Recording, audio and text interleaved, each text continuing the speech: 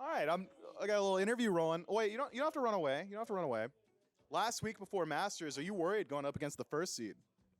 The Kings? Not really. I mean, look at them. I'm not really that scared. They keep talking to me. I don't know what to say. You're getting like a little, shell shock. Shy around celebrities, or yeah. I just want to leave. All right, he just wants to leave. Twig, are you concerned at all going up against the Bolts? I'm pretty concerned, yeah. I've been a big fan of Lassie from the start, basically, and I'm here because I'm a fan. That's why I'm talking to him. Yeah, when your idols become rivals, the CaptainTwig story, genetics. What do you think of your placement on the fraud tier list? The thing about the fraud tier list is it was made by a fraud, so everything that was done was wrong. And he knows it. The entire tier list is fraudulent. Okay, all right. What are we thinking, Variety? What are we playing today? Give me a call out with Haddix standing 10 feet behind you. Well, I told Lassie can pick my god, and he doesn't want to, so I'm probably going to play Lancelot. Okay. Would you be willing to let anyone else pick your god? Maybe I get Haddix to pick your god for you. No, just Laz. Okay. Biggie, you're looking mighty serious over here, posted up in the corner with the champion hoodie. Is that like a premonition, the champion hoodie? Like you thinking you're picking up the hammer this year? Oh, jeez, I don't know. It depends if my mid laner gets back in the country or not. Why is the mic so bad? They said the tiny mic was too tiny, so I don't know. I really don't. I was gonna walk this way because the Bolts were over here, but now it's the J Dragons over here. I don't know. Hey, Mike, did you won that set, right? We did win that set, yeah. We Happy about that? Yeah, why not? A little extra mustard on it, playing against your previous jungler. I'm actually not much of a mustard guy. I'm a bit of a hot sauce guy. So On hot dogs, you're putting hot sauce. I don't eat hot dogs. No glizzies for PBM, and the rest of the players seem to have vacated while I was talking to them. This has been Mike with Mifflin.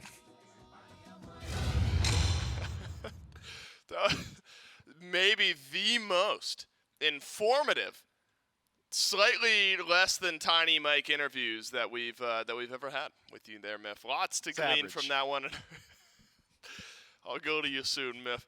There's more than one crown in the building today. The MVP of the week, Venenu, on one side of this matchup, and then the Camelot Kings over on the other side of the matchup. There can be one more crown, potentially thousands more crowns as well.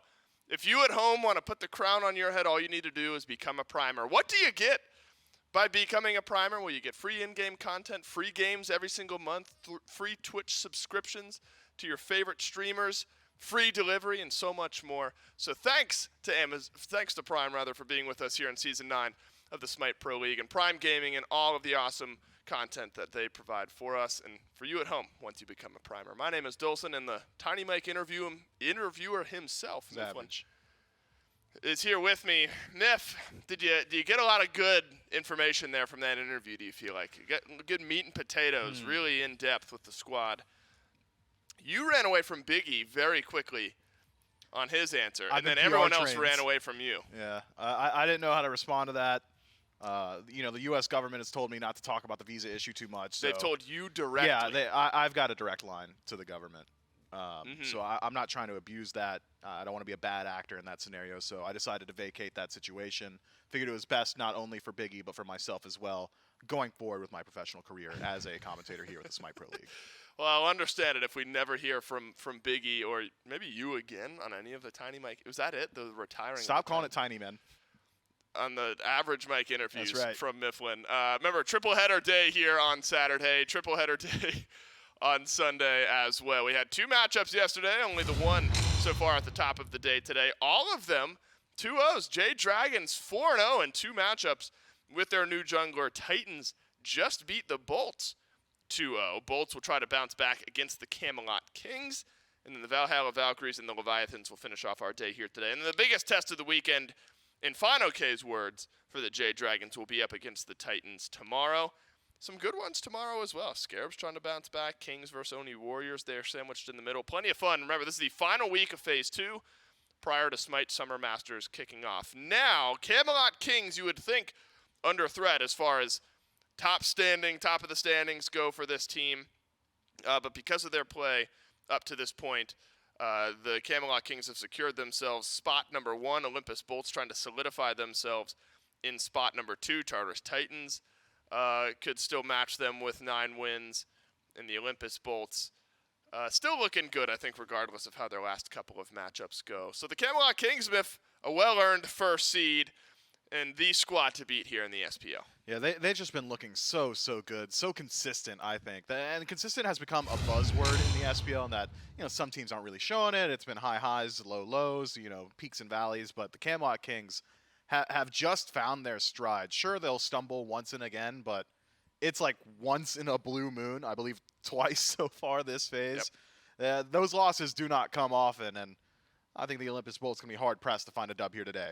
Look, the Camelot Kings, you're right, have been playing like the most consistent team in the league. Hard to beat this squad. Maybe have to be favorites going into Masters, depending on how these last 5-6 matchups this weekend go. And a lot of the players have had to step up this year for this team, but I think Netrioid has been the one that's really been impressing me here as of late. Yeah, he has just been, well, he's the soloingest guy. I'm not sure if he's still the soloingest, but he was for a long time. Soloing. Yeah, soloing. Right. Did I say solo? No, I'm confirming. Clarifying. Thank you. I think the meta right now really suits him. He's playing these highly aggressive hunters. When I think of Netrioid, the 2 picks that come to my mind immediately, originally the Chiron, and he's just giddy-upping at level 2 and finding his kill consistently. Now with the Cupid, I think it is similar in execution. You can really put a lot of emphasis in this dual lane, play through it, allow Netrioid to get involved in these team fights, and he still brings some facilitation to the team fight as well. That healing really is a good deal of what he's bringing to some of these games. But what has really set him apart, I think, for some of these other hunters is the consistent positioning. I feel like every time I'm looking at Netrioid, he's got multiple lines, multiple avenues he can go down, and they're all winning lines. Yep. Does he want to dive the back line? Maybe. So, most of the time, yes, with Netrioid, but and he's always very capable of it. Is he able to get out of these situations as well? Of course. Does he want to deal with the front line in front of him? He could do that too. When you watch these fights, he is always exactly the right distance from the enemy, and it makes it so hard to catch him out.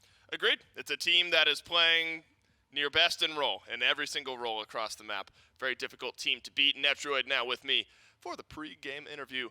Netrioid, one of the common threads we've seen in ADCs here over the last couple of weeks has been Cupid. You were one of the early adopters of this pick. In your eyes, what is it about Cupid that's just made it the most viable hunter pick here as of late? I think it was the CC change, where now you cannot like cleanse or beats and stay on the Cupid ult and then dash away. If you stay on your Cupid ult and your CC immune goes off, you cannot dash or jump away. So that what makes him pretty good at right now, I would say. Yeah, look, Fields of Love has been impactful in a lot of these team fights. Out in the average Mike interview with Mifflin, Variety told us that, who was it, LASBRA maybe picked a pick for him, or he refused to pick, wouldn't allow somebody to pick. He ended up landing on Lancelot. Do you think we'll see Variety on Lancelot today? Yeah, I mean, that gun is fun. I've played on Lancelot a lot on casual. So you played Lancelot? Yeah. Are you playing Lancelot today? Maybe. But no, that guy is really fun to play, and I think he's good as well. Like, he has a huge AoE cripple, like many possibilities to escape or just have immunity free aims with his dash on the hordes. So I feel like, Lancelot's a pretty good pick. We might see him today. Now, look, Netrioid, I heard a lot of concerns about Bobble, and now that it's available, are we going to see these heavy CC, CDR, massive ultimate cooldown spammy type support specifically for your lane? Is that something in your experience, scrims or otherwise, you've seen it all? Because we have not seen any Bobble in your lane. Do you expect to see any of it in the next couple of weeks? Well, my team sometimes could be a little bit experimental when it comes to scrims. So every time there's a new item, it's a fun way to start a scrim. But yeah, I mean, the bubble, I feel like some of the teams may be overrated. Some of the teams just don't feel like it's good. Yeah. I think it just depends on how the teams want to play. And I think there's room for that item, but I don't think it's like 100% of the time it should be buying it. Understood. Well, look, you guys confirmed first seed. You've been playing well this phase. Excited to see what you can do at Masters and in this matchup against the Bolts. Best of luck. Thank you. Camelot Kings, a well-earned first seed, consistent team throughout the phase. Bolts a team, Miff, that obviously have really stepped up here in phase 2 as well. Have had some consistency questions. maybe, you know, not overwhelming concern, I don't think, but you get 2-0'd by the Titans, go 3 against the Oni Warriors, Leviathans the week prior, beat them 2-0. So the last 3 sets haven't been the cleanest for the Olympus Bolts, but still a team that's been able to string a bunch of wins together so far throughout this phase. And BaRRaCCuDDa on this squad has been pretty fun to follow. Myth, I think, has put together some decent games. Been a lot of magical ADCs. Cupid hasn't been overwhelming for him. Really need Bear to step up against Netrioid specifically, who's been playing very well for the Kings. When you look at the SMITE Almanac, first edition came out way back when. You'll see a picture in the Hunter column. I see the definition of Almanac? Well, it's just like, man, you blew up my spot. It's like the internet before the internet, but in a book. Got it. You read it for like information. Either way, the bit was that when you look up Hunter in the Almanac, you'd see a picture of BaRRaCCuDDa in black and white because he's been playing the game for that long.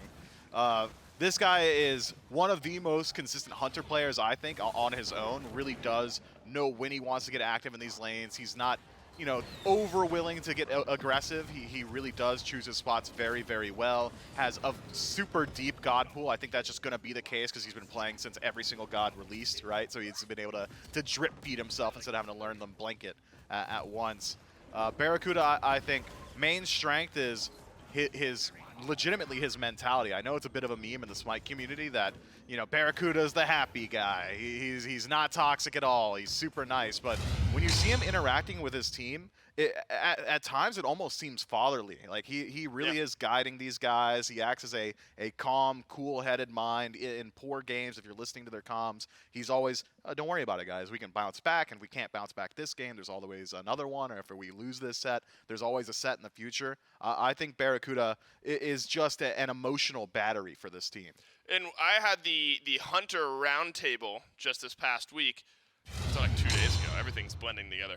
I asked BaRRaCCuDDa one of the big things that he's learned over his career, one of the difficult things to sometimes learn as an ADC, is sometimes just accepting that the game is out of your hands. And I think that allows him, that mentality allows BaRRaCCuDDa to be that emotional battery for the team, that sometimes as ADC, the game is just happening elsewhere, and your job at that point is to just keep everybody's heads in the mix. So, little nuggets of information as we move into picks and bans for game number 1. Lancelot talked a bit about by Netrioid. Obviously a good god, joking a bit with variety, could still see it. Kings in an opportunity here, Miff. You wanna start to establish a trend, get the pacing right going into Masters, but still some room to be creative here against the Bolts. Yeah, I think it goes one of 2 ways. The Kings are thinking to themselves, hey, we're guaranteed first seed. Let's use this as an opportunity to test out some of these more interesting builds, something that Netrioid had alluded to. Maybe we're seeing a couple of bobbles in this game to see how it performs in actual match day as they start to prep for Masters coming up. Or we can see them try and stick to their tried and true standard. I would be surprised if the Kings do go towards some of the more experimental, just because if it does work out, you don't really want to show your hand early, right? If you've got something you've been cooking up in scrims or just theory crafting, maybe you hold on to it and catch these teams unawares once the actual high-stakes event starts up. And seems like the Kings are going to stick with that standard. Cupid in the first slot.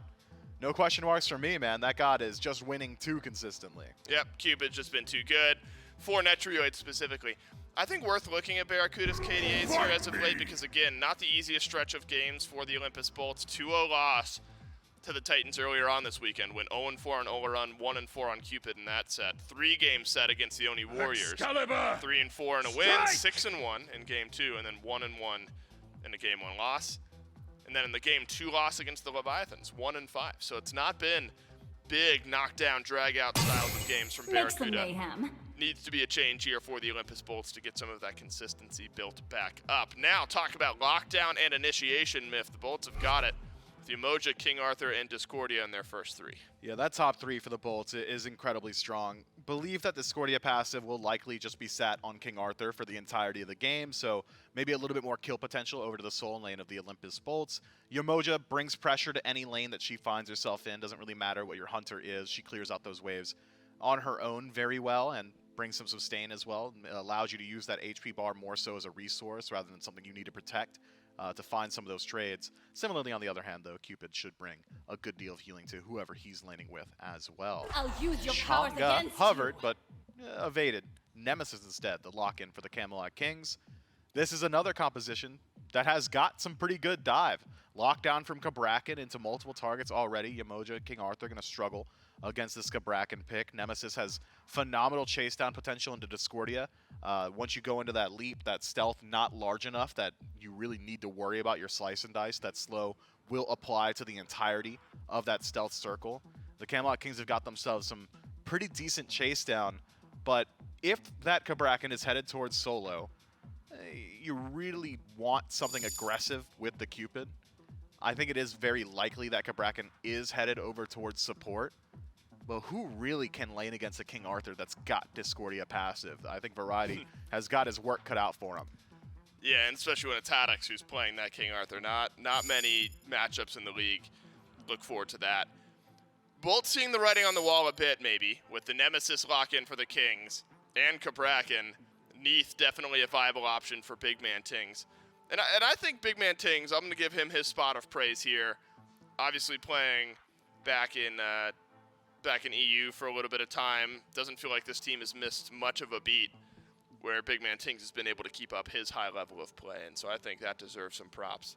But has been funneled into certain styles of picks, Neath being one of them. Still plenty of options, though, for BMT I think the Kings will be comfortable with. On the other side, of course, Daji gets taken away from LASBRA, but so does the Fenrir a bit later on in the draft, as well as the Chiron down towards the end of it. Now, this is just set over. We got Hoodie Biggie, and that's just GG. There's just no chance for the Bolts. Yeah, it would be hard. I wouldn't want to look across the hallway and see that staring me down. Biggie, in general, just a really intimidating guy. Is he? He is. Have you seen him? He's like, well, I guess not for you. You're like 6'5" and built like a Greek statue, but so is he, and for us mortals, that's spooky. Statue of David? Sure. I'm David? I know, yeah. Who was that, Michelangelo? I don't know, man. I wasn't around. Why are you asking me? Well, I was around, so I'm asking. I was quizzing you. Okay, was it Michelangelo? I think it might have been Da Vinci. No, that guy made the flying machine. I played Assassin's Creed. The flying machine? Free on Prime. Is it? I think so. I hope so, for your sake, Myth. Yeah, everyone's checking now. Or it's got in your wallet, buying everyone. Come not again, bro. I still haven't recovered. Yeah, well, unlucky. You keep saying these things, Myth. It's what happens. Ardio, the pick for Variety, it seems. Do you think Ardio can put up a fight against a Discordia passived up to King Arthur? I think if anyone could, it would be Ardio. The ability to stop that spin in its tracks, cripple field, makes it a little bit difficult for King Arthur to get out of some of those situations if we see the rotation through from Nemesis. Even if you are losing out on the trades, and you will be if King Arthur's got the Discordia passive, you at least have a good deal of self-sustain in the lane, be it from PvE or PvP, both decent options for the Ardio to heal herself up. This is not something I would have expected to see from the Olympus Bolts, though. Maybe Scream just brought it right back into the meta. 2 picks I wouldn't expect to see. Pele and Charybdis. Very survivable duo lane for the Olympus Bolts. Charybdis, not exactly high pressure. Won't be able to match some of the wave clear we'll see from, I'm still going to guess it is Cabrakan and Cupid over in that duo lane. But with the help of Yemoja, maybe it's a bit more interesting. I'm still, I asked Netrioid sort of jokingly just if he's seen a lot of Bobble get played in any of his matches, but keeping it close to the chest, as you should. The one win rate, or the 100% win rate over one game for Apwashmith was by Venenu just a couple matchups ago. Actually, one of the games I got Ven his MVP crown here for this week. And we'll get the run back. Not what I expected BMT to be playing here in game 1. Yeah, I mean, I think Apwash is pretty all-right to play on ping. So across the pond, you've got pretty large abilities, decent ability to lock down the entirety of the lane. That ultimate, of course, going to be a no-play zone for the Olympus Bolts. I think it's mainly picked for the counter-engage potential. King Arthur has to get in your face. Pele has to get in your face. As Apwash, you've got either one of 2 options ahead of you. You either DPS race and throw out your kit at your feet and just explode there, or if you really want to, go for a slightly more bruiser-based build, reminiscent of what we used to see in like Season 5, Season 4, the Dirty Bubble build. Maybe just pick up those corpses, really start to resustain. You could start dragging the Olympus Bolts out of position. The rotation and peel of the Camelot Kings composition built around this Upwash is very strong. My concern for the Bolts is whether or not they're able to secure those kills, because when I look across the board, there's not a whole lot of dedicated burst potential. Golden Apple is desynced damage. If you've got Aegis, you're not getting hit by both portions of it just about ever. CaptainTwig sure has got a little bit of burst, but that ultimate's super hard to secure in some of these team fights. Pele more so about that consistent damage as well. If you're able to avoid that knock-up, those auto cancels are pretty avoidable too. So if the Olympus Bolts establish a lead, this is certainly a composition that could just steamroll the Camelot Kings.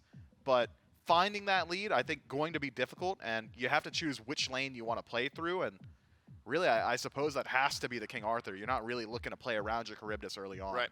Yeah, Miff, before we get into game one here, a little bit more on the Pele, if you will, because we've seen it on a couple of players throughout the last couple of weeks. LASBRA specifically has been looking for that aggressive style jungler that he can make work. Do you think Pele works for Las? I think so. LASBRA very capable of just getting in there and getting involved, but when I think of LASBRA, I really like him on like CC heavy gods, things that can really displace the enemy team. Pele, not exactly that. She more so makes her statement known just by getting in there and dealing damage. Camelot Kings, they've got first seed locked in. Olympus Bolts trying to close out their phase with a good set here. Game number one between number 1 and number 2 kicking off. Thank you so much. And yeah, the Olympus Bolts going for a couple of picks that we probably don't expect so much out of them. With this Pele and with this CaptainTwig, we'll see if he can pan out for the number 2 seed Olympus Bolts to see if they can dethrone a game away from the Camelot Kings, the number 1 seed. And maybe a little bit of an unconventional pick out of the Kings as well. Opwash, not something that we see too often just in general, Gore. Yeah, it would have been like super enticing if it was like the first Opwash, but you know, Vin already been done that. I got right? MVP from it. I think it's going to be interesting to see though, whether or not it can live up to it. You know, one of the things when you have an alt like an Opwash, especially in a scenario like this, and more specifically an Opwash into a Yamoja, where it's like, hey man, you might just accidentally stun your teammates if you're Jake here. Like, there's a lot of circumstances team fight-wise where you have to be very present of mind where your heals are going because you might help the Kings out. But also when you have an ult like an Opwash, that empty the crypts is just such a big denial of play area. I mean, it's just like, cool, step forward, take an absolute ton of damage and give us an advantageous fight, or get the hell out of here and we'll also have an advantageous fight. Like, no matter what, that ult is just a really strong portion of it. Not quite as strong as things like Sanctified Fields and discussions like that, other big, denial of play areas, but still one that, based on what we saw Vin do with this pick, is definitely a force to be reckoned with. And if I'm not mistaken, when we saw the Opwash from Vin, it was against, what was it? It's like Sylvanas and Olarun and another like bit of self-sustain out there. Gods that once you throw that heal, you can't like stop it. It's not like you can walk out of a Raw circle or walk away from your Guan Yu. Those stay for a while, so it's very curious to see it only thrown into one major healer. LASBRA rotates over. Variety will be fine on the RDO. Level 2 hit means he can dash himself on out. Well, you say one major healer. And even just running with that, like ignoring like any items or anything else that might come through, Jake, it might be easy to say, cool, I'm not going to throw out my main heal. I can do that. I can avoid doing that in a fight. I'll focus on Riptides or Bubble Bounces, Moon Strikes, whatever. And then your auto connects with somebody, and that's a heal. And it's like, wait a minute. And that's the thing that I'm kind of curious to see is to how much that can impact it, right? Because it's one of those things where it's like, are you really, like, in lane? Yeah, you're throwing autos every time.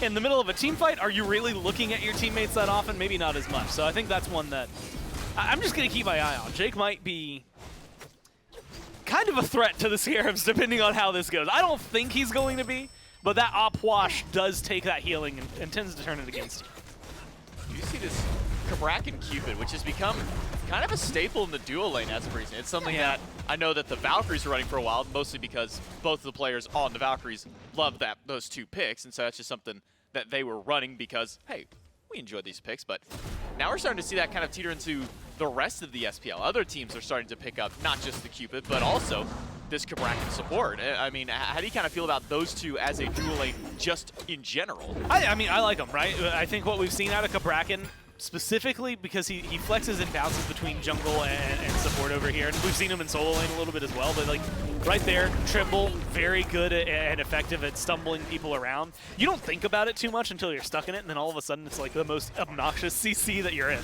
Oh, blinking on a BaRRaCCuDDa. The beads are gone from the Charybdis. And still the chase is on. That extra movement speed. The stun is going to be good. Heart Bomb doesn't get the last hit, but Genetics will. The Camelot Kings strike first blood at 3 minutes. And look, this is where that matchup is going to be successful. Genetics walked up and trimbled him, and again, it's an annoying CC, so what does BaRRa do the first time? He whirlpools away. All of a sudden, whirlpool's on cooldown. Ooh, let's get aggressive. They jump in. You've got stuns that are ready for you. If Genetics takes damage, which is pretty easy to do, and moments like this, you're going to have 2 stuns out there.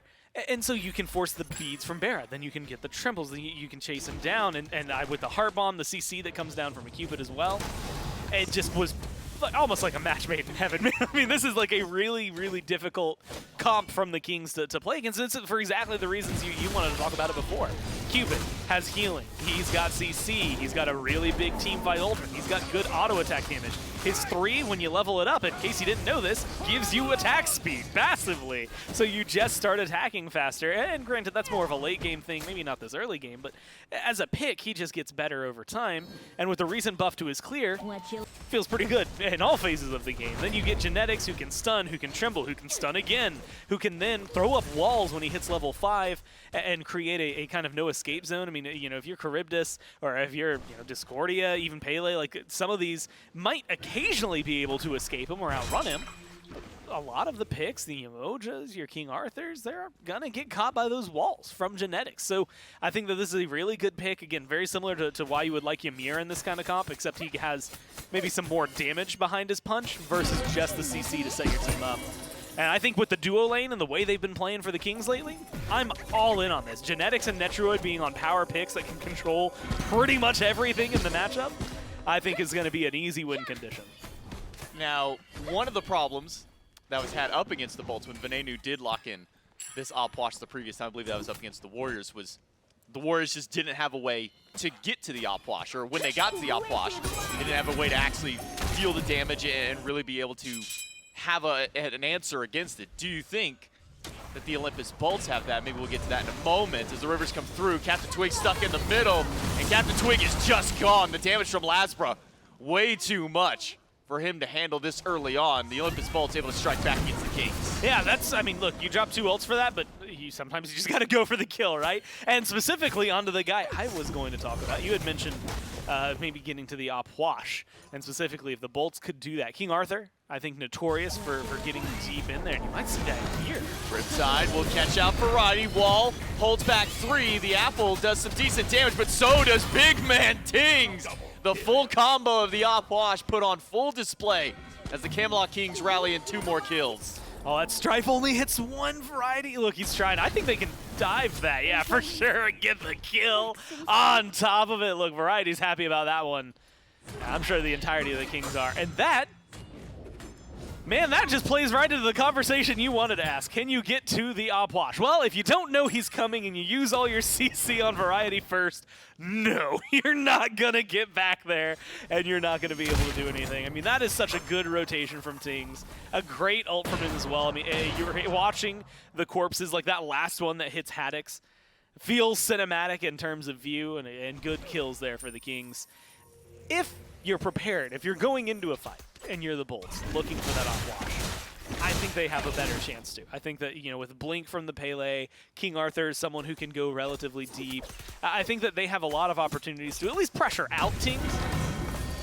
But if the Kings do what they just did, and with the front line they have between Genetics on the Bracken, but specifically the RDO as well, I think it gets very difficult to want to go and get just the op wash, considering that we know that Twig on a Nemesis can carry hard. We know that Netrioid on a Cupid can carry hard. So if you invest everything into getting rid of Tings, someone else on the Kings is just going to do incredibly well. So you really have to balance it if you're the Bolts here. And that's a conversation that we've been having with a lot of these top teams as of recent is, sure, you can handle one person on the team. You can take care of BigManTingz, but then you got to deal with Netrioid, then you got to deal with CaptainTwig or Variety or even Genetics to an extent as well. It really does feel like our top teams of the league have a superstar in every single role, that shutting down just one isn't going to be enough. And you know what? I think and maybe this is just the common thread. I see some pings coming out for the Bolts maybe on left lane. So maybe we'll have to hold that thought, because Jake might be looking for something. River's Rebuke is back up. I don't know if they can get anything out of this, though. But going back to it, I think what we're seeing is the common thread of, like you said, when you're focusing on someone. Like, if I'm saying, okay, here's who you need to kill on left side or right side, whether it's Bolts or Kings. Bolts, I'm saying, cool, you probably need to get to Vin, you probably need to get to BaRRa, you probably have to deal with LASBRA, but maybe not as heavily. Just kind of depends on the stage of the game. Other side, immediately I'm going Tings and Netrioid. Those are the first two that come to my mind. So no matter what, the squishies that you can kill the quickest are the carries. You're overlooking the front lines, right? And so if your front line, if Variety and Genetics, or any of the phenomenal front lines we have in the SPL get to live through an engagement, and you all in on Tings, then Variety and Genetics now can just protect Netrioid. And so maybe it, like, part of it is, yes, that we have phenomenal carries in the league that are going to then take up that mantle and do really well as, like, the guy that can pop off. But I think a lot of it is, like, we'll give you the space you need to pop off, because the rest of us, we only got one guy to protect now. You're the president and we're your Secret Service. Our bodies are here for it. We want to talk about popping off. Let's see if CaptainTwig and his teammate can pop off. An ultimate from Haddix will delay his life a little while, and he should be just fine to go through. But if we want to talk about players that are kind of popping off, he's only 2-0 right now, but level 11 for BigManTingz. He was 2.5 up over Venenu just a moment ago. Netrioid will go in to get some attempted damage against BaRRaCCuDDa. That Field to Love is still down for a little while. But this lead that BigManTingz been able to pull up is pretty massive over Venenu this early in the game. Yeah, a lot of good farm. Some of that's going to be the kills, but a lot of it has just been experience shifting, right? And there's not been a ton of, like, neutral objectives. No Pyromancer. It's not even spawned yet. Goldberry hasn't gone down. So you have to look towards your mid camps, your jungle invades, things like that. And just pressure exuded in mid. I think Discordia has decent clear. This op wash, maybe it's been splitting less, or maybe it's just the way that they've been going around the map. But I mean, 2 levels, and a good 2 levels, because it's now 12 to 10, right? It wasn't like you ticked up over to 10 to 11 for a little bit and sat there for like a minute and a half before 12 came up. Like, Tings is comfortably ahead. Now has, like, the shell, and this is a huge deal, actually. Like, if you go into a team fight now, Tings just has an inherent advantage to give to his team that isn't available for the Bolts, and they don't have that option for another few minutes until Vin's able to catch up. Yeah, we do see Genetics and Jacob rotate in towards mid to help out their mid laners, but as previously mentioned, it's a 2-level deficit between those mid laners and a full relic now because BigManTingz is at that point in the game. So an extra defensive mechanism available to the op wash. BigManTingz will continue to clear out that way. Fully stacked up his Warlock staff. Meanwhile, Venenu has been struggling to keep up in that same department, only 52 stacks, so about 2/3 of the way to his, but then you look across the way and it's a full staff of Mirrodin as well. Feels like, or at any moment, Camelot Kings could pull one of these objectives and they're just at a distinct advantage because of how many extra items they have. And they'll rotate 4 over from the Camelot Kings, take the Pyromancer with 0 contest by the Bolts. Not even so much as an indication for the Bolts to walk over. And look at the lead it's been able to amass, 2,500 gold in XP. Look, they were talking about it and mentioning it. We talked about macro play. We kind of joke, and the Kings agreed, but, like, late game team fights, I always said, like, 18 minutes in is where their game really begins. And they highlighted it more as a weakness, that the early game wasn't necessarily that great and that they're just, you know, they're decent at farming. And then if they get to late game team fights, they're really good at 5-on-5s. But they had admitted themselves that, yeah, you know, we could use a little work on the early game, trying to figure things out, taking objectives like that Pyromancer a little bit quicker, a little cleaner without worrying too much. And I think they've done a beautiful draft to do it, because like you said, not only are they ahead to farm with items that are giving them a distinct advantage over their opponents, but I think their ults, and specifically their secure, is a little bit better here. Overall, I think that Tings is phenomenal, because normally we talk about objective secure, and you look at ults, and Tings' ult, not really great at objective secure when it comes down to it. Really good at stopping other people from getting in there.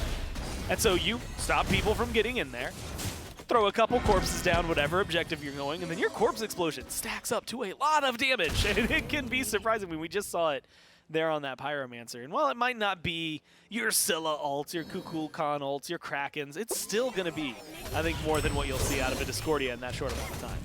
You see a few of the corpses stacked up, and ultimate dropped, and Look at the health bar, the Fury melting. Olympus Bolts, wait, hold on! Who just stole that from the Olympus Bolts? Now it's their turn to try and fight him. Jake has stepped too far forward. JeNeX will punish him, but LASBRA into the back line, gets a kill on the Netrioid. Stun from BaRRaCCuDDa is good.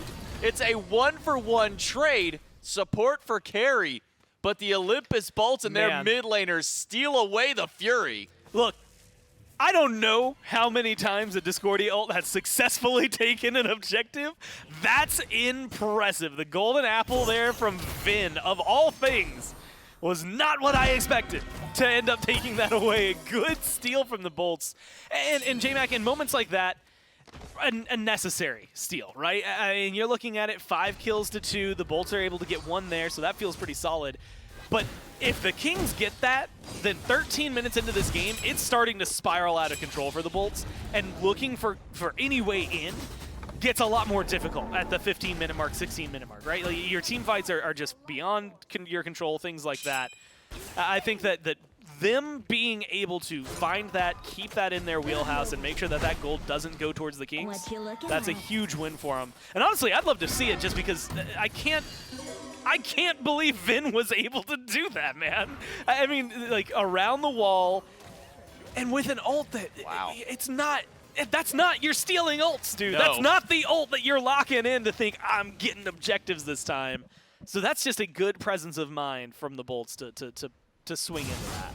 I mean, you even saw that JeNeX threw down a wall and said, hey, can't walk past here. Unfortunate for him, he's going against one of the few mid laners who can just ignore that wall. One of the only members of the Bolts that can get over that damn wall. One of the only people who can even deal with it there.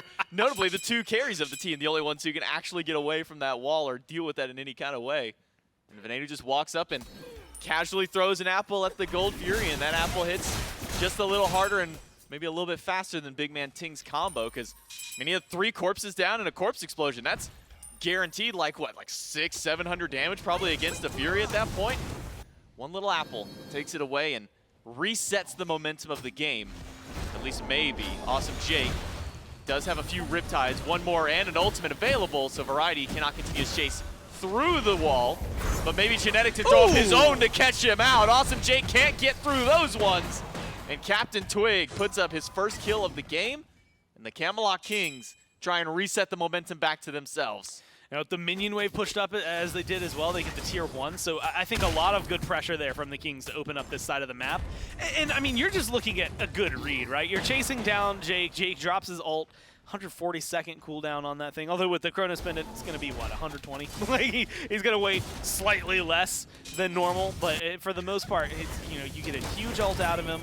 The Riptides are going, but very similar to Neath backflip. Riptide, you see the direction it's going, you know where it's going to be, and because of the lockdown, the route that Variety was able to hit just before Jake could hit that Riptide, it's the most telegraphed thing in the world. Like, you see it, you know where he's walking, and you know where he's going to go, and so a good read by JeNeX to get the walls there just to make sure he couldn't walk away.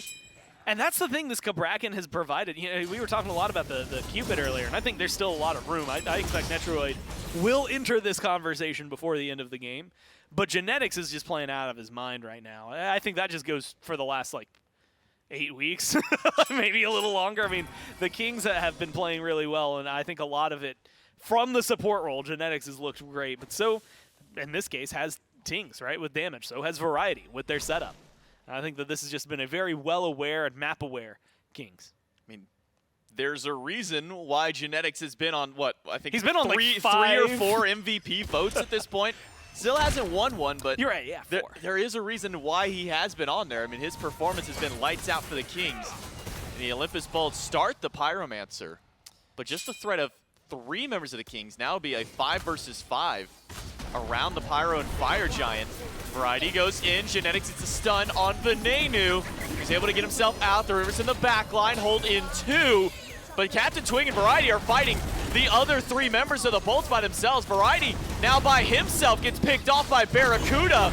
But a continued in shot. BaRRaCCuDDa does find a stun against BigManTingz, who has to get out. But JeNeX has not stopped the onslaught, and neither has CaptainTwig. He'll blink in. He'll find a double kill up against the Olympus Bolts. Maybe even a triple. BaRRaCCuDDa does get to the Whirlpool just in time And the Camelot Kings come out on top in that fight. They looked so good doing it. Again, just a good separation, locking down Vin. You lose Variety, but Variety pulls so many of the bolts away and in kind of an awkward position around that wall, around that rock, that it opens up a conversation. I thought they were going to go for another steal. LASBRA was looking for it, but I like the way that they're playing here from the Kings, man. I think, again, just the aggression, specifically the target aggression, where they're finding the right people, they're locking them down just enough. I think that Vin is going to be very slippery. Same thing for BaRRa. BaRRa uses, the beads, the shell, and the whirlpool, gets out of there after the stun connects, like a lot of utility just to stay alive. And yet the Kings still get to come out on top in the kill lead. They get to come out on top in maybe terms of map pressure. And so it's that question of what can you do, because very much like we said before, you killed a front line. Let's say you kill Tingz there too. Cool, Genetics and Netrioid still exist, right? Like, it just feels like they've diversified so much of their targets, they have enough pressure everywhere that they'll be fine. Primal Fury round 2. BaRRaCCuDDa breaking the corpses this time around, so less secure for the Kings, but secure nonetheless does go to the Camelot Kings. Not going to lose out on this Primal Fury. This objective will go through. The damage from Netrioid on the Cupid enough to secure that one. And the Camelot Kings have put themselves at about a 4,000 gold lead now. About similar levels in experience. Still a lot of that separating between that mid lane. Still a 2-level lead that BigManTingz has over Venenu. And even getting an extra item out there, I mean, having that Soul Reaver online gives BigManTingz some extra swing for his damage. I mean, look at the net worth difference between the two mid laners as well. I mean, we're talking almost 2,000 gold separating these two mids. Look, that's a lot. Like, the 2 levels is a lot, and still matters, 18 to 16.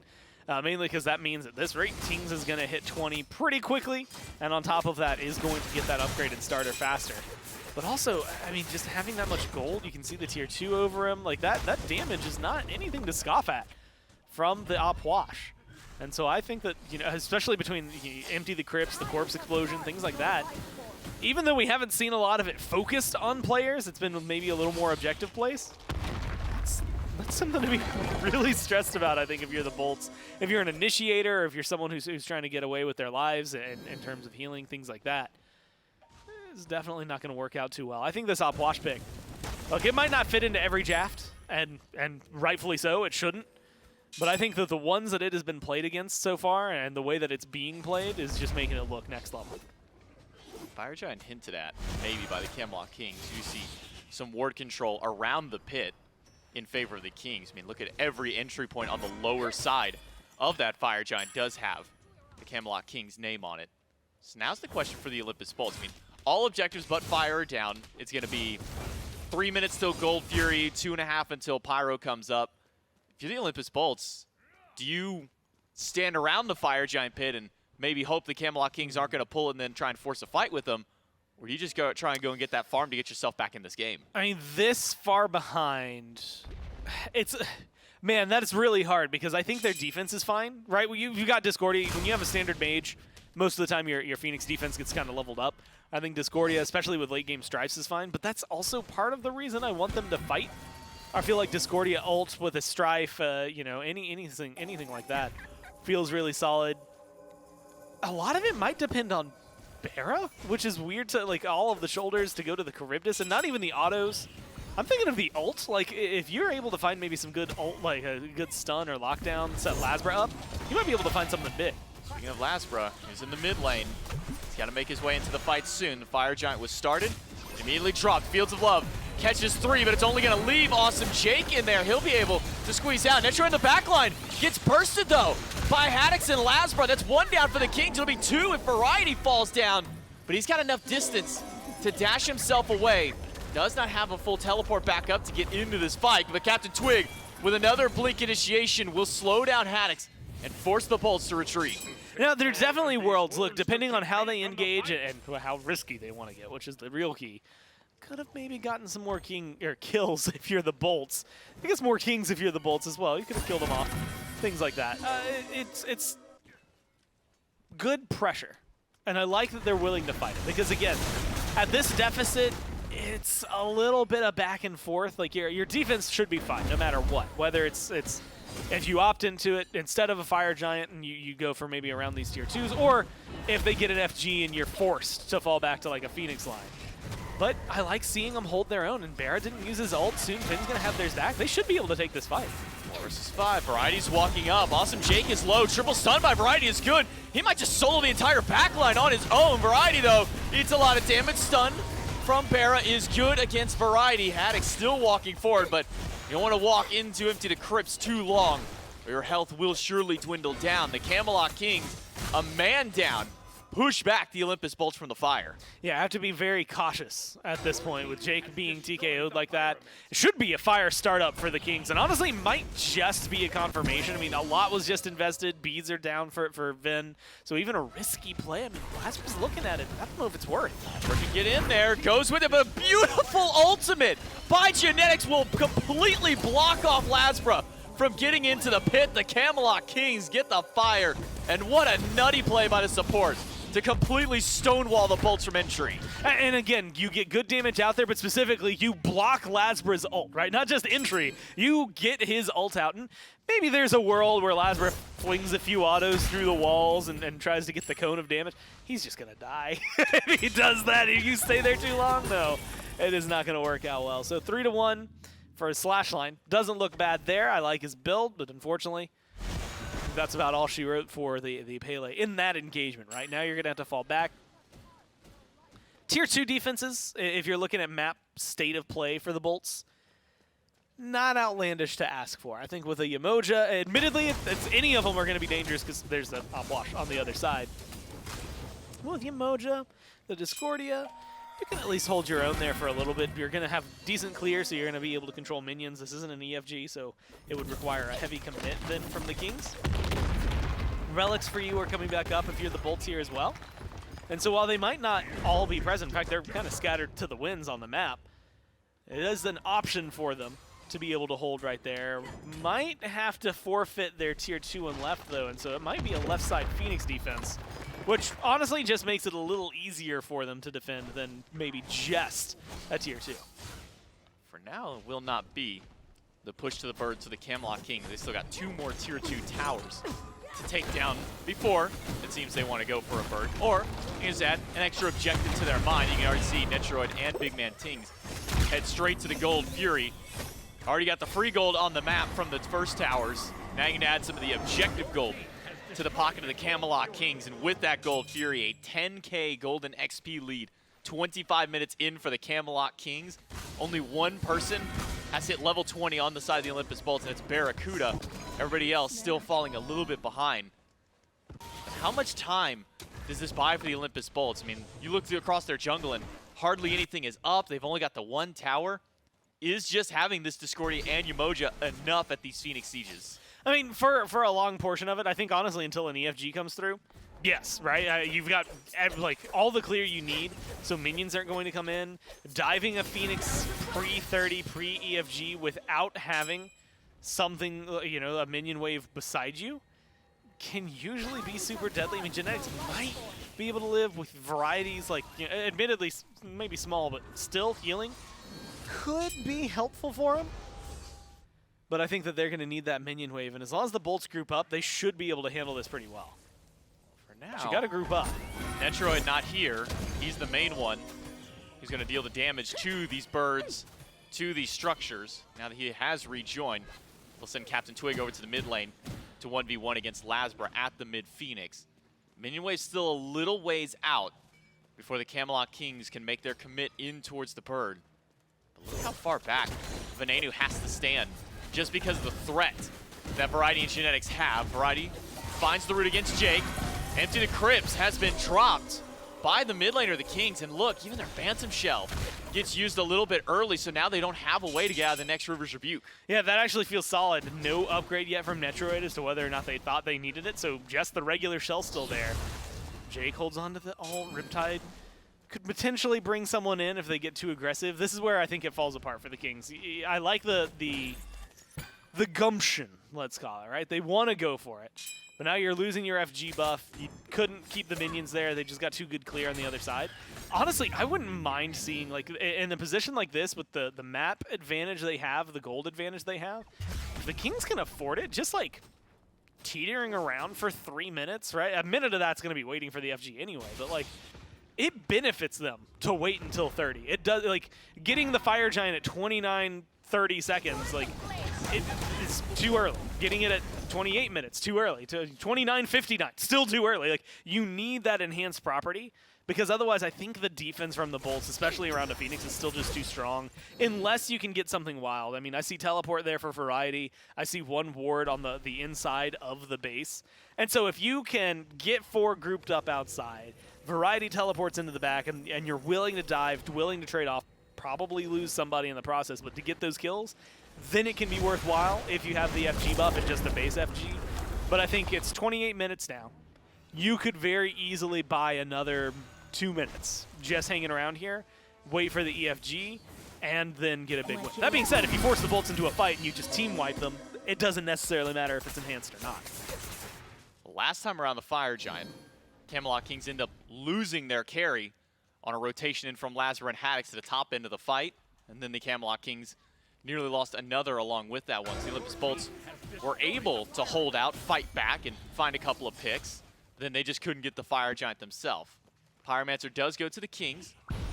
I imagine they're going to have wards across every possible entries. That way they don't make the same mistake twice and have LASBRA and Haddix pinch maneuver at least onto their Hunter. This is where things can get really hectic, though. I think engage for the Kings, you can see it's too good. Haddix, though, thanks to the help of his carries, breaks through one wall. The River's Rebuke will only catch out Variety, who's doing just fine. Doesn't take a whole lot of damage from there. And that's 2 major ultimates from the Bolts expended to get not a whole lot from them. What you looking at? I'm wondering if they're going to go for anything more. Trebuchet. It's odd enough that the Trebuchet for the Kings is the one pushing it. That one is, it's been spawned for the Bolts over there. And now that they're dealing with it, I mean, look at the FG. Fire Giant goes down. This one, again, not an enhanced Fire Giant. Variety at half HP. And the Olympus Bolts on full retreat. Tier 2 tower and solo, the last thing standing for the Camelot Kings between taking out only the remaining Phoenixes. But with that Trebuchet nearby, the Camelot Kings can slow burn this Phoenix, allow the Trebuchet to get a lot of that free poke in for themselves. Yeah, it's going to help a little bit, but I'm really curious. Actually, no, Vin's not clearing the wave. They don't have the pressure here for the Bolts. They're going to be able to get some back, but look at how much the Phoenix took. LASBRA and a Riptide to a lot to hold back the Camelot Kings, and once again, get the other Phantom Shell out of BigManTingz.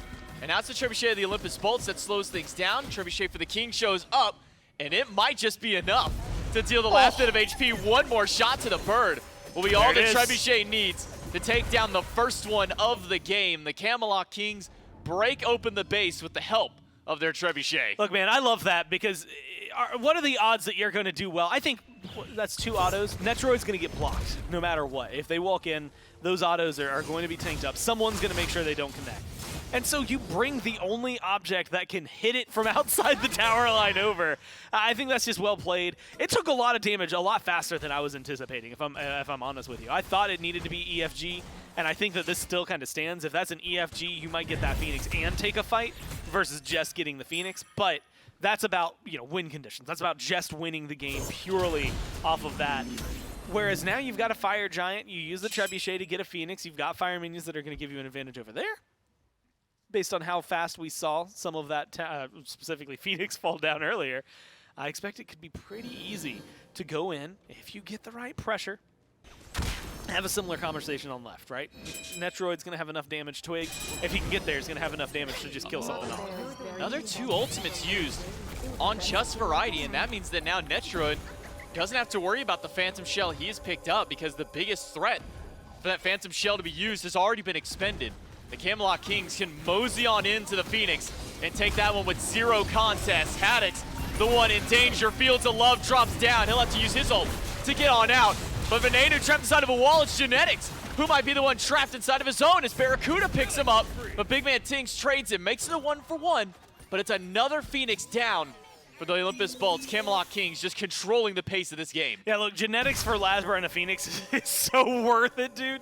I mean, look, 2-1-6, the Bracken's been providing a ton, but realistically, that is a trade that you would make any day of the week. You should be able to get at least some pressure on mid, maybe not a lot, the Phoenix itself. And this is where things get interesting. Look, If the Bolts had just done this, this is where things fall apart. Why were they near? Like, I mean, yeah, maybe you're getting your red buff, although I don't think it was spawned, right? It's just one of those things, like, what's the point of that fight out there? If you even lock down Variety, are you going to kill him, and is that worthwhile versus just defending here? Did they even know that CaptainTwig was wrapping around the side of that fight? Golden Apple does hit the jungler, but once again, the Phoenix is the target of the Camelot Kings. Now all 3 birds have been removed from the map, and there are very few teams in competitive history where they've ever come back from 3 Phoenixes down, and we're looking 33 minutes into the game right now with a near 18,000 gold lead that the Camelot Kings have. Sure, I mean, we're getting close to full build, but you can see there's still some key players on the Bolts who haven't got those 6 items yet. So right side Phoenix was really just well played by the Kings to me, right? I think having the Trebuchet there was helpful. They get in, they get just enough damage that they didn't have to overstay their welcome and put themselves at risk of losing somebody just to get it. Left side Phoenix, the Bolts were too far aggressive in the jungle. They drop a lot of important ults, and the Kings are just able to capitalize on that mispositioning, run into the Phoenix and burn it down. That one was all opened up by Twig, and admittedly maybe opened up because the other 2 were already down. But I think that was a good siege. I mean, I think that the Kings kind of surprised me, right? I was thinking you needed an EFG for that, and admittedly it's because for the most part, and we even saw it a little bit in mid, the Bolts should, grouped up, 5-on-5 with them under Phoenix, just be able to defend better than you. Luckily for the Kings, they didn't try to. They, like, the one 5-on-5 defense they had, the Trebuchet was there, and again, I think the Kings play that incredibly well. Otherwise, it was really, really good targeting from the Kings to make sure things went out there. Well, maybe a couple of steps too far out of the base for my taste from the Bolts. Now with, you know, the EFG coming up relatively soon, I mean, at this point, it's the question of, do you even need it? Like you said, it's very difficult to come back from 3 Phoenixes down. You get it if you're the Kings here and you don't have a fight to have, but if anyone on the Bolts walks into this side of the jungle, they're going to get jumped and not know what's going to happen to them. Either way, this is going to be a very, very good controlling play for the Kings. And it's just so wild because the last couple of fights we've seen the Kings take to the Bolts, they've used their Phantom Shell before the Emoji ult came. We've also seen a couple Emoji ults fall to the wayside. Can LASBRA and the Bolts get in to steal this Fire Giant? No, they cannot. The last stand of the Bolts. The River's Rebuke dropped through, but Fields of Love catch out the 2 frontliners. LASBRA makes a 1-for-1 trade in the jungle, but can the rest of his team make it out? Venenu use the Aegis, slowed down, gets just enough distance, but not quite enough. Variety able to find that last hit. BaRRaCCuDDa up in the ultimate form. Will get a push onto just Variety, but CaptainTwig finds the pick in the back line, finds the double kill, might even find the triple kill. If Haddix can't make it to the fountain in time, the Camelot Kings in 35 minutes take game number 1 over the number 2 seed. I think some impressive plays there. Again, some that come out of the Bolts, a lot though that come out of the Kings. Very clean, concise play.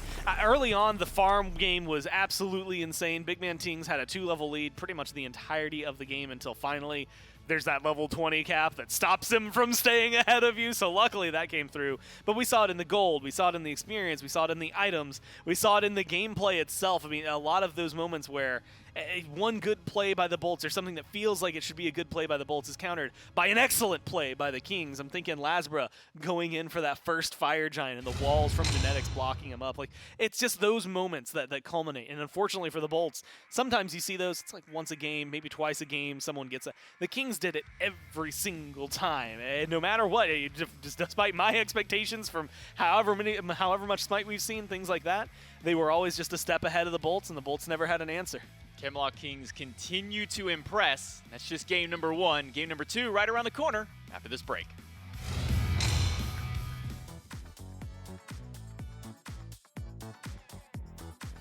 I win? What did it win? You win. You won. Respect. You're telling me an alien wore this? Perfect. Okay. Okay, that was a good cut. Messaging him to mute. The best graphics you really need, Ultra, of course, and I can probably watch a stream on the side. Content's gonna look good. Pretty good, pretty good.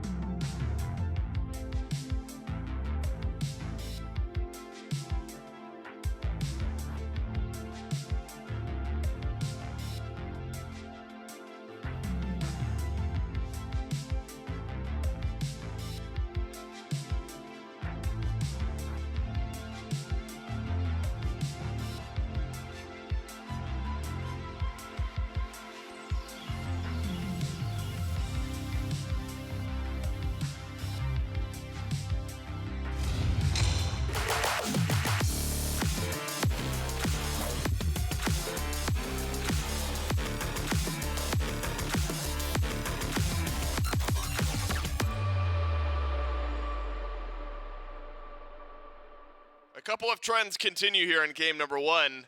First and foremost, it's the Camelot Kings and their slower but still methodical, scalpel-like gameplay winning game number one.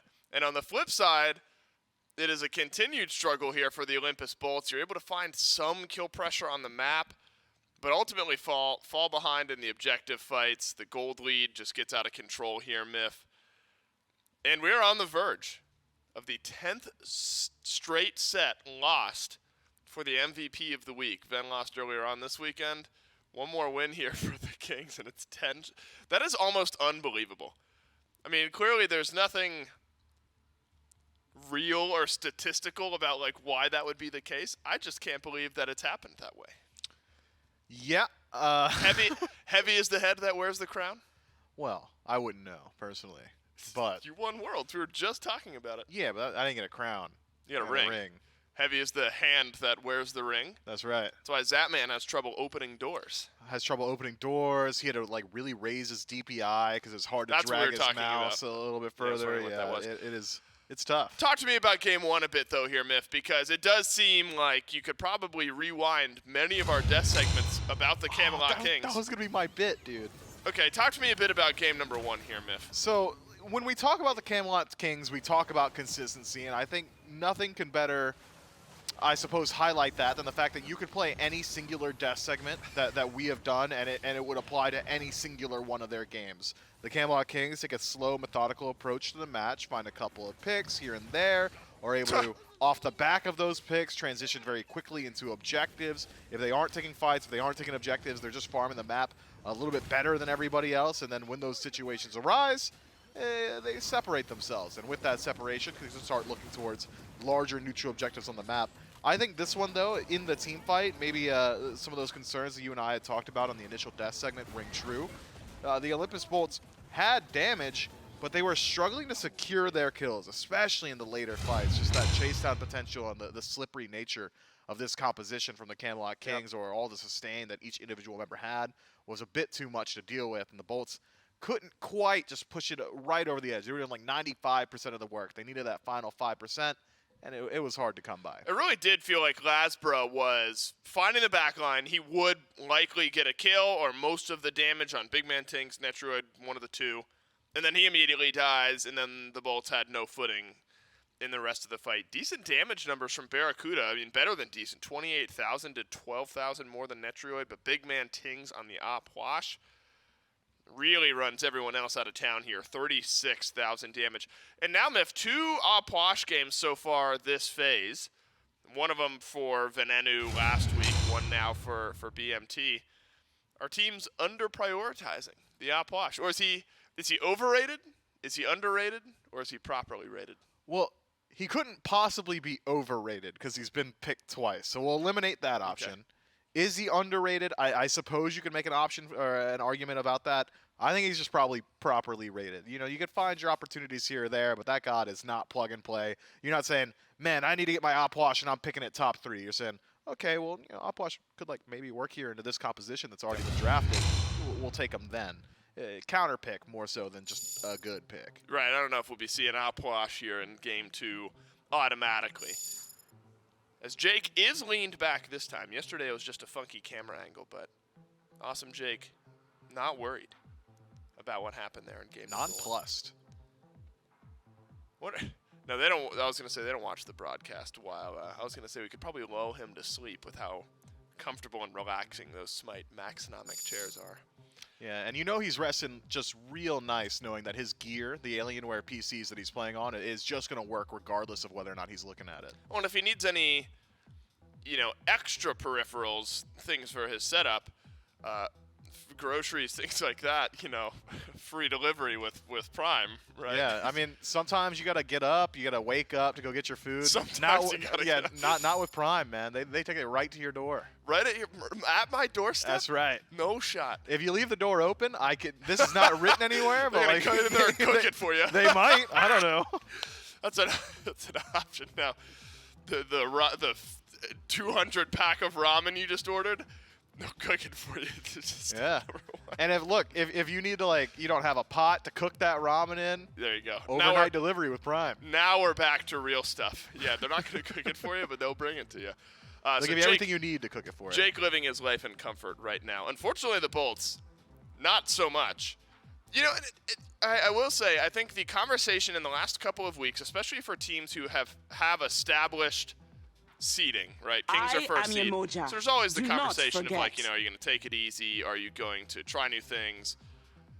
Kings always strike me as a team that they're going to try to win regardless. Because I think this is a team that realizes it's important to keep the winning mentality going. You know, you let yourself stray too far from the methodology. Sometimes it takes a bit to get back to that. So I think the Kings properly approach game number 1 and likely properly approach game number 2 here, according to their own ideals and mindset. Cupid first pick for the Kings to answer back the emoja of the Olympus Bolts. And it will be a comeback for the Kings. I got to admit, Miff, I talked to Netrioid a bit about Bobble. I'm sad we haven't seen it. I was promised crazy, spammy supports. Well, I don't know that he promised it. No.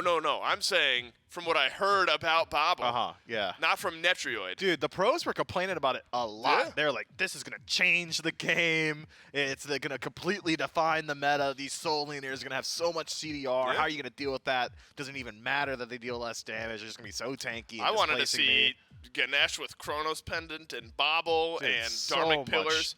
So Dharmic. They're so Dharmic. Just every 15 seconds. And nobody would be speaking if he was around with all that. No, not a chance. No. A lot of them would get stunned, too. I'm thinking so. Maybe. Anyway, that was just my little soapbox about how I want to see it. Sounds fun, but we just have not seen it prioritized. Has its place, according to Netrioid, but definitely not an every game style of item. Bolts could answer back with exactly what they did in game number 1. Start with the emoja. Can stick with use your powers against King Arthur. Instead, they'll go to the Nemesis, and I think that's a strong takeaway. Twig looks so good on that pick. Also add the Osiris, though, Miff. So we'll see Osiris over in solo lane and Nem out of the jungle for the Bolts. Is flex potential see Nemesis in the jungle so much more often? It was really only SOT taking the Nemesis over to the solo lane. Osiris with Haddix, you got to think it's going to be like a Death's Embrace style of build. One that will have pretty decent sustain in lane, will hold its own for the most part against just about anybody. If it is going to be Cabrakan headed over to solo, the passive of Osiris is just going to beat out that ultimate just about every single time. And if that is going to be a Bacchus lock-in, you got to think it will be Cabrakan over towards the soul lane. Bacchus similar steed and I are ready in execution. for yet they're both another very adventure. aggressive Guardians. Instead, though, Lancelot locked in. Variety said he's going to be piloting it. So I think that I trust him. I'm not certain that I trust him to perform on it. Lancelot, pretty squishy, generally an all-in initiator style of play.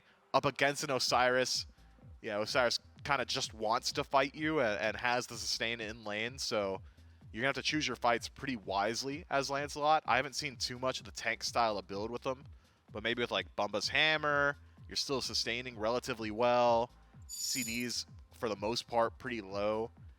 I am curious to see it. I don't get the fixation with these soul laners and every other role just taking away our junglers, man. Even the dev team. Suddenly it's our jungler. So you're biased for a second towards one specific role. Yeah. Okay, that's fine. And I'm fine with that being known to everybody.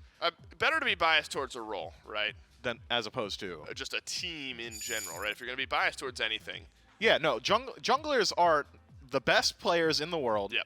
They're also the heart of your team. Yep. For the most part, they're generally primary shot caller as well. Yeah. And also, they're the coolest. They're getting their hands in every single one of those little cookie pots. They're prime airy shot callers. Thank you very much, and thanks to Prime Gaming for being with us here in Season 9 of the SPL. Thor hovered by the Camelot Kings. Stop turning me into an ad, man. You quit that. I am more than a brand. All right, I was about to get into a real, deep conversation about us and our roles, and never mind. Anyway, Lancelot, the pick for the Camelot Kings, that does have a bit of flexibility. Cabrakan, again, also some flexibility. I suppose, Miff, Thor, also some flexibility if it ends up being the pick. I wonder if this does end up being a Thor lock-in, if it's Twig wanting a little... He promised us. Retribution. No, it'll be BaRRaCCuDDa instead. That's a variety pick. In the sense that it could go anywhere, just like the Lancelot and the Cabrakan. Yeah, but Variety's the only one playing BaRRaCCuDDa for the Camelot Kings. Lancelot more tested in the jungle. if we were going to break down where these gods should go, yeah. Lancelot, jungle, Rat solo, Cabrakan, and support. If we had to guess where they're going to go, BaRRaCCuDDa did say in the interview directly to my face as I talked to him, man to man, human to human, in Alpharetta, Tiny Georgia. mic in hand. Well, average microphone in my hand. He said he was going to be playing Lancelot. Lightning bolt. He did have a smirk on his face. So I don't know how much, you know, maybe you're bad at reading people, Myth. What do you mean? I'm not bad at reading people. He said it to me. He said, Mifflin, I'm going to play Lancelot. That's not me reading. I'm bad at trusting people, I guess. Merlin and CharybDis locked in for the Olympus Bolts to round out their draft. A largely standard composition on their side. Good pressure through both side lanes now. CharybDis, again, not exactly the highest pressure god, but should be able to get a bit of the minion wave pressure, especially with the help of Umoja. Merlin, very strong at objective burn. Osiris, of course, always going to be able to hold his own. Nemesis, I suppose, is going to be one of the slower components of their composition. Going to take a little while until she's really got kill potential, especially if it's that Golden Blade start. Whereas the Kings, on the other hand, assuming those gods go where we were assuming they're going, Cupid and Cabrakan together in lane, that's one of the highest kill pressure lanes you can have. I think Lancelot is one of the highest kill pressure junglers in the game as of right now. Ratatasker a little bit less so, but can get involved in that mid 3v3 if it is headed over to the soul lane. And Discordia passive going to make whoever's doing well do a little bit better. Yeah, you know, we're talking about flexibility. Where do you put these picks? In the same death segment that we talked about the Kings kind of having their heads screwed on straight and really focusing and not doing anything all that crazy. A team that does like to have some fun every once in a while. So I'm hoping for some role swaps here, but if the Kings are... You're hoping for role swaps? Sorry, well, like character role swaps. Okay, yeah. Unique. Because I know the Kings hate role swaps. Right, not the actual roles themselves, but where the gods are going. I'm hoping for a bit of unique changing around. Where do you want them? I would like to see Lancelot solo. Okay. Rat support, Cabrakan jungle. Why? Does that not sound fun? Yeah, I'm entertained. No doubt. Yeah, run that. You went from why just zoomed out to full on board. Yeah, sign me up. We have had a bit of fun with the death segment, Myth. Let's talk about these compositions in reality, though. Later on in the game, team fight phase, let's assume we get there because it's the Camelot Kings. Do you think the Bolts have a chance team fight-wise in the 30-plus minute mark?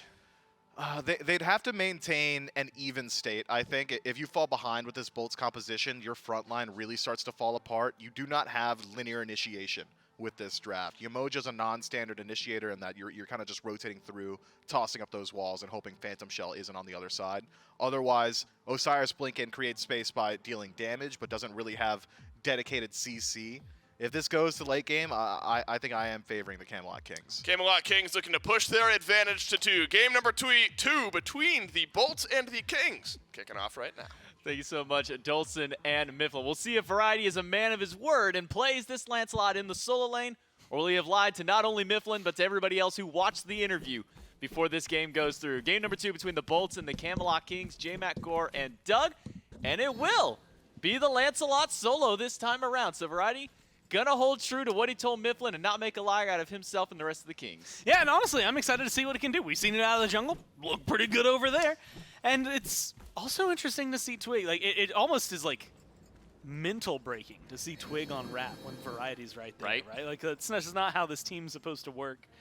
Also, while I have to throw this out there just because it's fun to poke fun at Dave, but game Twee only happens if the Bolts win here. It'll be interesting to see, though, if they can do it. I'm really curious about the Twig on Rat. Not because I think it's going to be bad. It's going to be good. It's just, is it going to be better than BaRRaCCuDDa on Rat? And then Lancelot, I guess, there for Twig. Although we haven't seen that one just yet, so maybe we have a chance to do some research and see that sometime this weekend.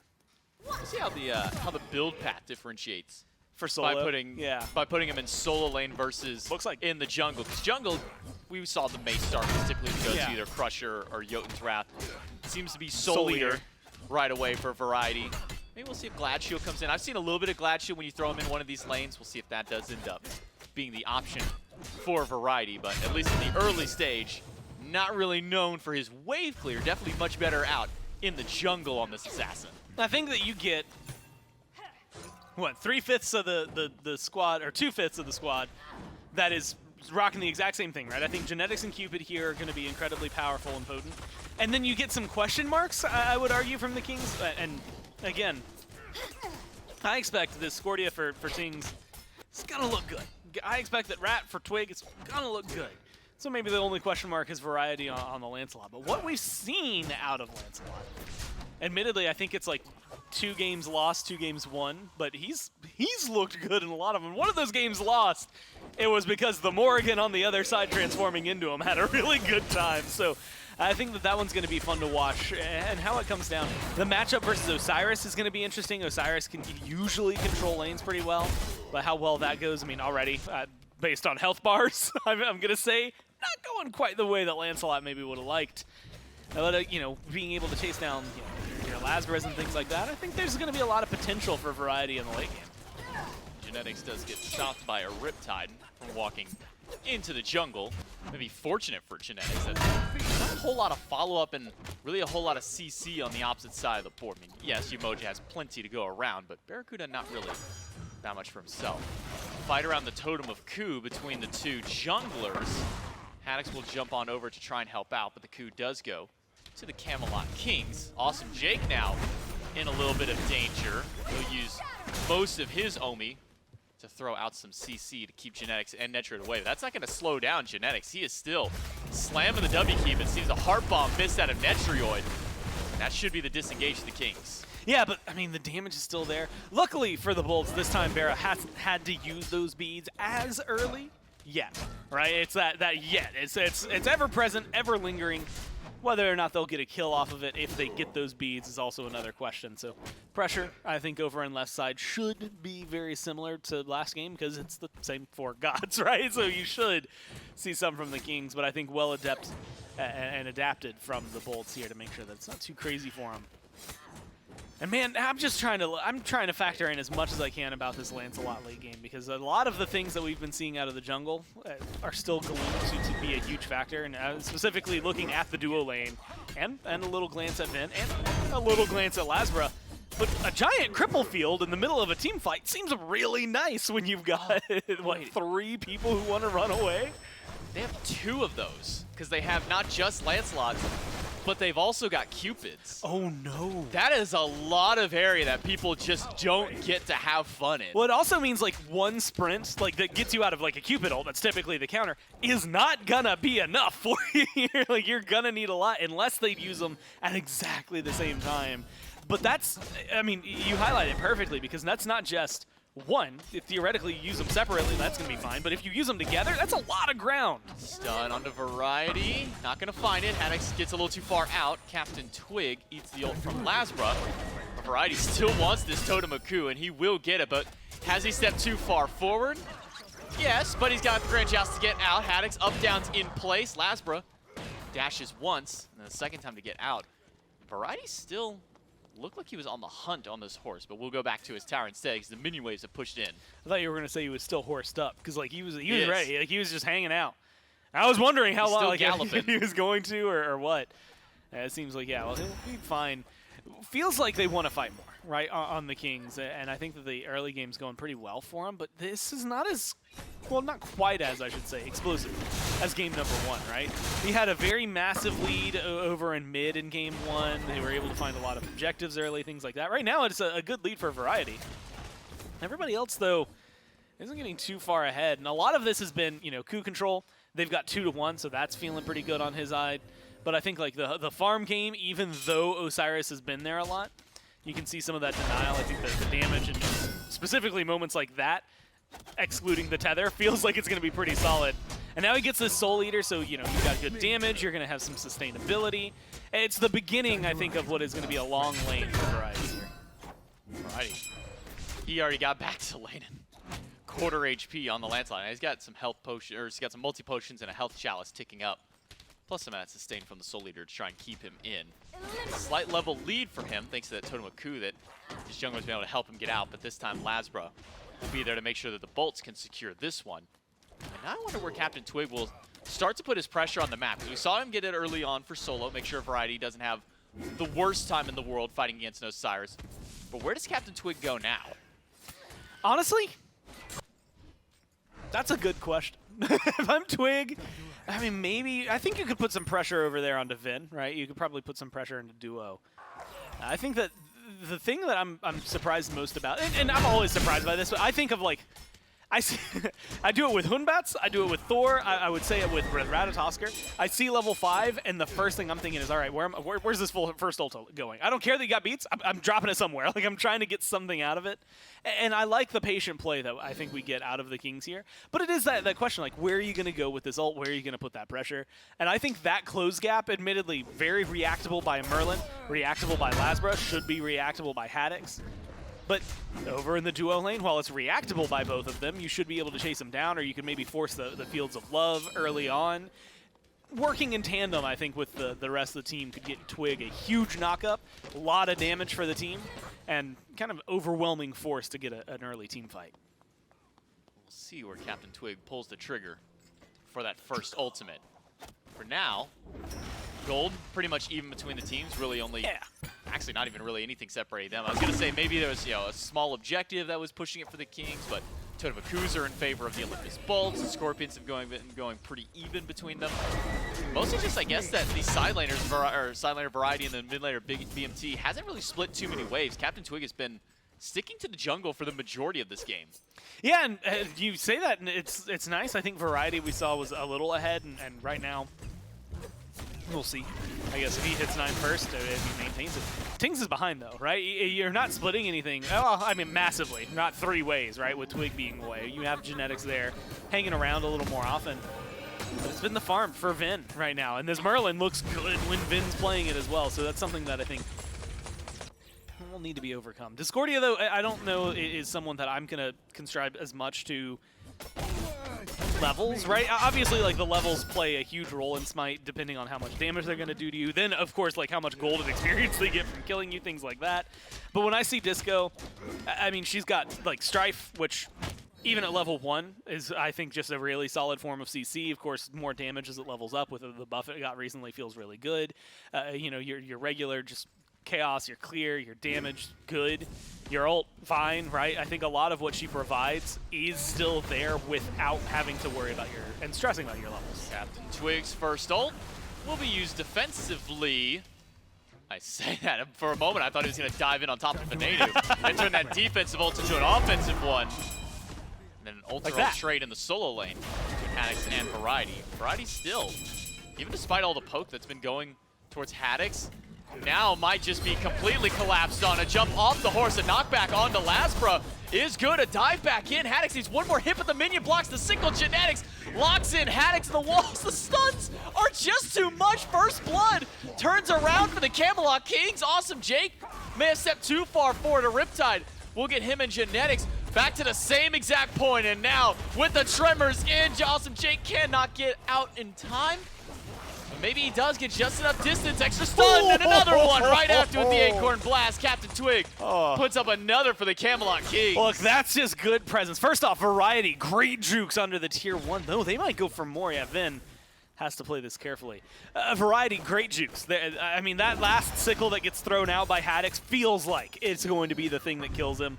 And Variety just has a great reaction time to make sure that doesn't happen. Genetics, the walls were admittedly later than I expected. I thought it was going to be there to keep specifically Haddix in the tower. Doesn't matter. Still worked out well enough to get the kill, follow up with the damage, and then the CC chain. That is unfortunately what Jake had to deal with. Riptide can only do so much to get you so far and keep you, well, so alive. And unfortunately for Jake there, you're stumbled, and then you're stunned, and then you're stumbled, and then you're stunned, and then you're stunned, and then, of course, now Rat's in the fray. And so I think just really good aggression from them to make sure they kept that up. And admittedly, maybe a little too much from the Bolts. I mean, they looped around the blue buff. They had to go through the tower to get out of there. Maybe seeing something, a little bit of tunnel vision there onto Variety, kind of blinding them to the rotation otherwise from the Kings.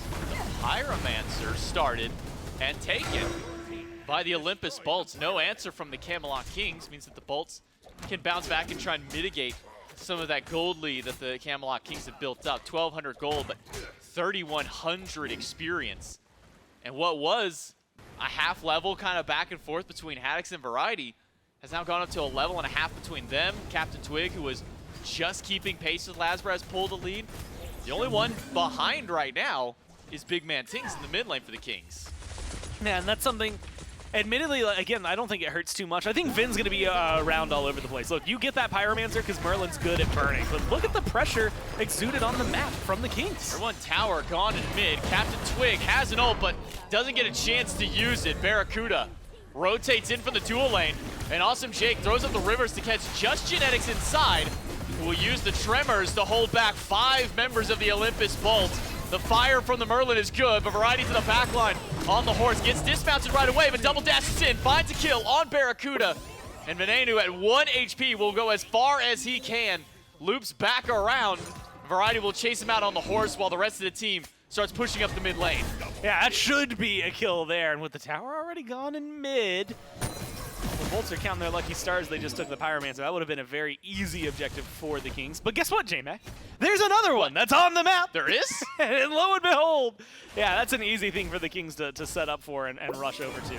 They've got a lot of pressure in mid. And this is something that's really interesting to at least in my mind. Because all the tier 1 towers and tier 2 towers, gold-wise, are worth the same amount. But your mid towers are worth more. Not necessarily in terms of money, but in terms of map pressure. And I think that tier 1 going down makes up for the fact that Tings has been a little behind in terms of experience, because you're going to have way bigger of an impact now. Your team can do so much more. That red buff, it's a lot easier to invade. Your Pyromancers, Gold Furies, easier to aggress on, things like that. And that's just the tier 1. If you get the tier 2, that goes even further. Essentially, it allows a line of scrimmage for the Kings to push further into Bolt's territory and kind of make more of the map just feel naturally as if it's theirs. And if they get the remaining tier 1s, then that entire line shimmies back for the Bolts, and they have to worry more about it. I'm just trying to figure out where their presence is going to be. Positioning becomes a huge deal at that point. And then, just talking about like map play, I think it becomes a very, very fun aspect for the Kings. Variety just tipped over to level 14 on the Lancelot. Soul Leader Glad Shield, the first 2 items, working into a Kasari tree for his second. A few options available to him. And I was curious as the level priority goes. It was the first ability he was maxing out first, that dash, but we saw more often than not in the solo lane you doing exactly that. Jump on the horse and then send the horse away for some of that range damage. Player damage charts do reflect how much action has at least been in the solo lane between Variety and Haddix, as they are both top of the charts. Variety, can he pick up a solo kill under the towers, launches the horse, and Haddix jumps out with just enough HP to live through, but CaptainTwig on the tree will dunk, find him, and take him down. But CaptainTwig under the tower is in danger, barely. Squeaks out about 50 HP to his name. Venenu rotates in, the apple just off the mark, and Venenu will be able to cancel the Tremors out of Genetics, but now he's stuck inside the rivers. But he's not taking a whole lot of damage just yet. Maybe with BaRRaCCuDDa rotating over, this entire fight can change to the Olympus Bolts. That Whirlpool allows him to stay aggressive, but I don't know if you want to stay aggressive here with Tings, the damage they have, Cupid on his way. You gotta be careful for the disengage here for the Bolts. They might take too much damage. I don't know, with Netrioid going for the Scorpion, I don't think they're looking for the fight. Netrioid makes a little detour at the Scorpion, but now finds Venenu and Jake. Riptide gets both of them out. And with the ultimate now burned away from the Camelot Kings, should be a disengage for them after they reinitiated this fight, but BaRRaCCuDDa and LASBRA leading the charge. A Riptide catches Genetics, the Ankh in the backline, and Haddix fighting against just Netrioid. BaRRaCCuDDa and Venenu are forced out of the fight, and Haddix, who was in the middle of 4, had to leave. But look at Variety, 1v4 in the middle of everybody. Finds 1 kill, and maybe a pick onto Haddix in the mid, who was fighting the other 4 members of the Camelot Kings. Not quite enough damage to take down the Osiris. Whew. But Variety, with no fear and no regard for human life, dies in the middle of 4 and makes a 1-for-1 trade. And Variety was really close to having more of those go in his favor. I mean, they get the kill there. If you had one more prot item maybe online, that would have been much bigger. No, Awesome Jake caught out into the tower. Another pick for the Kings, and the gold spiraling even further out of control. BaRRaCCuDDa will mitigate some of that with a tier 1 tower, but I mean, we're still sitting at a 4K lead right now, Gore. The Camelot Kings have once again just taken the reins on this map. Cotton 4K. I mean, they got exactly what they needed with their gold. I don't know if this is a fight you want to take, LASBRA. You might just want to get out of there now. Well, Genetics doesn't have a lot of mana. so you could maybe hang around. I don't know that you would want to anyway. You could, so please. I think the Bolts are now in an unfortunate spot, right? I mean, that was kind of a weird staggered out fight from the Kings. You know, very lucky. I think well played from Jake, but Fields of Love only connects on a back camp, so it doesn't really find like a crazy amount of damage or anything like that. And so you really start to, or at least I really start to look at what are they going to do if that gets more consolidated. I mean, that was spread from hell and half of Georgia. Half the map was covered from the top, like tier 1 solo near the Kings to the tier 1 halfway to the tier 2 on the Bolts, the speed buff over into mid lane, tier 2 around there. I mean, it covered, I guess, a good fourth, maybe a third of the map. And if you consolidate that to, let's say, one Fire Giant fight, all of a sudden that Lancelot ult, guess what, in one area. Cupid ult, all in one area. Same thing, Discordia, that apple, it's going to be a lot easier to bounce if you're all in one spot. And so I think that the Kings get a little power up if they do consolidate a little bit. And the Bolts didn't win despite that. So that is something that I think they're going to have to figure out how they want to approach it. Where LASBRA's ult is going is specifically, like, can you find the who you want to burn down?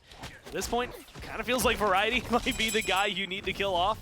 Genetics has been playing incredibly well, but this Lancelot is creating a lot of space. And I think with the way his build is going, and specifically how much he's going to survive now, I think, in some of these engagements and skirmishes, probably turn that, like, that 1v4, could have been a 2v4, or 2 kills for him instead of just a one-on-one trade. So they're going to have to really factor this into their next few engagements. Look at the level disparities across the board. The biggest one still being in that solo lane. Variety did have a 3-level lead moments ago, but it's been mitigated down a bit. Genetics finds the wall up against Awesome Jake, who will be just fine inside. The golden apple used during the fight, so that's 2 ults down now for the Camelot Kings for only 1. Variety will try and dash away from Haddix, who's just W-keying him on the Osiris. But Variety's just fine for now. The rest of the Kings taking their time to rally back around their solo. Yeah, dismounted. So that is going to be a little troublesome for him. Genetics took a lot of damage there, more than I expected, but look at the stuns! So did Awesome Jake, just too much, and a Fields of Love to zone away the rest. Variety dives in against 3 yet again. Big knockup goes through. And BaRRaCCuDDa on the ultimate. Will not find anybody with a stun this time around. Just gets the CC immunity. And the Camelot Kings, with their 1 pick onto Jake, they've taken quite a bit of poke, and they're going to stick around on this left side. I would say, oh, they invested so many ultimates, but like Haddix only having his, it feels like the Bolts did the same. Variety jumps back in, dives, gets knocked back, but the second half gets canceled away by Venenu. So Variety will not find the kill onto him this time around. Oh, that unruly magic, the little mini bubbles that bounced out, almost enough to kill BaRRaCCuDDa. But the Camelot Kings, with their 1 kill on Jake, get just enough pressure to take tier 1 tower. And the Bolts are really lucky because that was so close to becoming 3 kills against them. And that would have been the easiest Oni Fury of their lives after that. I mean, and that's just proximity. Honestly, if you kill off Vin and Barra there, you might, probably should, just run at the Fire Giant from that point forward. You got so much time to work with and so much wiggle room. But now, I mean, if you catch out Jake, you keep him staggered, or anybody here in mid, then you can either posture towards the Oni Fury, which it looks like they don't even care if they get a kill for, or, I mean, you get a kill, you just go for the fire. Nobody on the Bolt stepping up to the Fury. And I don't think that they even have the opportunity to do so. Look where Variety's standing, gatekeeping the entry from mid. Genetics gatekeeping the entry from, well, the red buff and purple buff side of the jungle at the very least. So the Camelot Kings grab an Oni Fury for themselves. No Pyromancer up means that it might be a little bit of extra time before the Kings make their next push.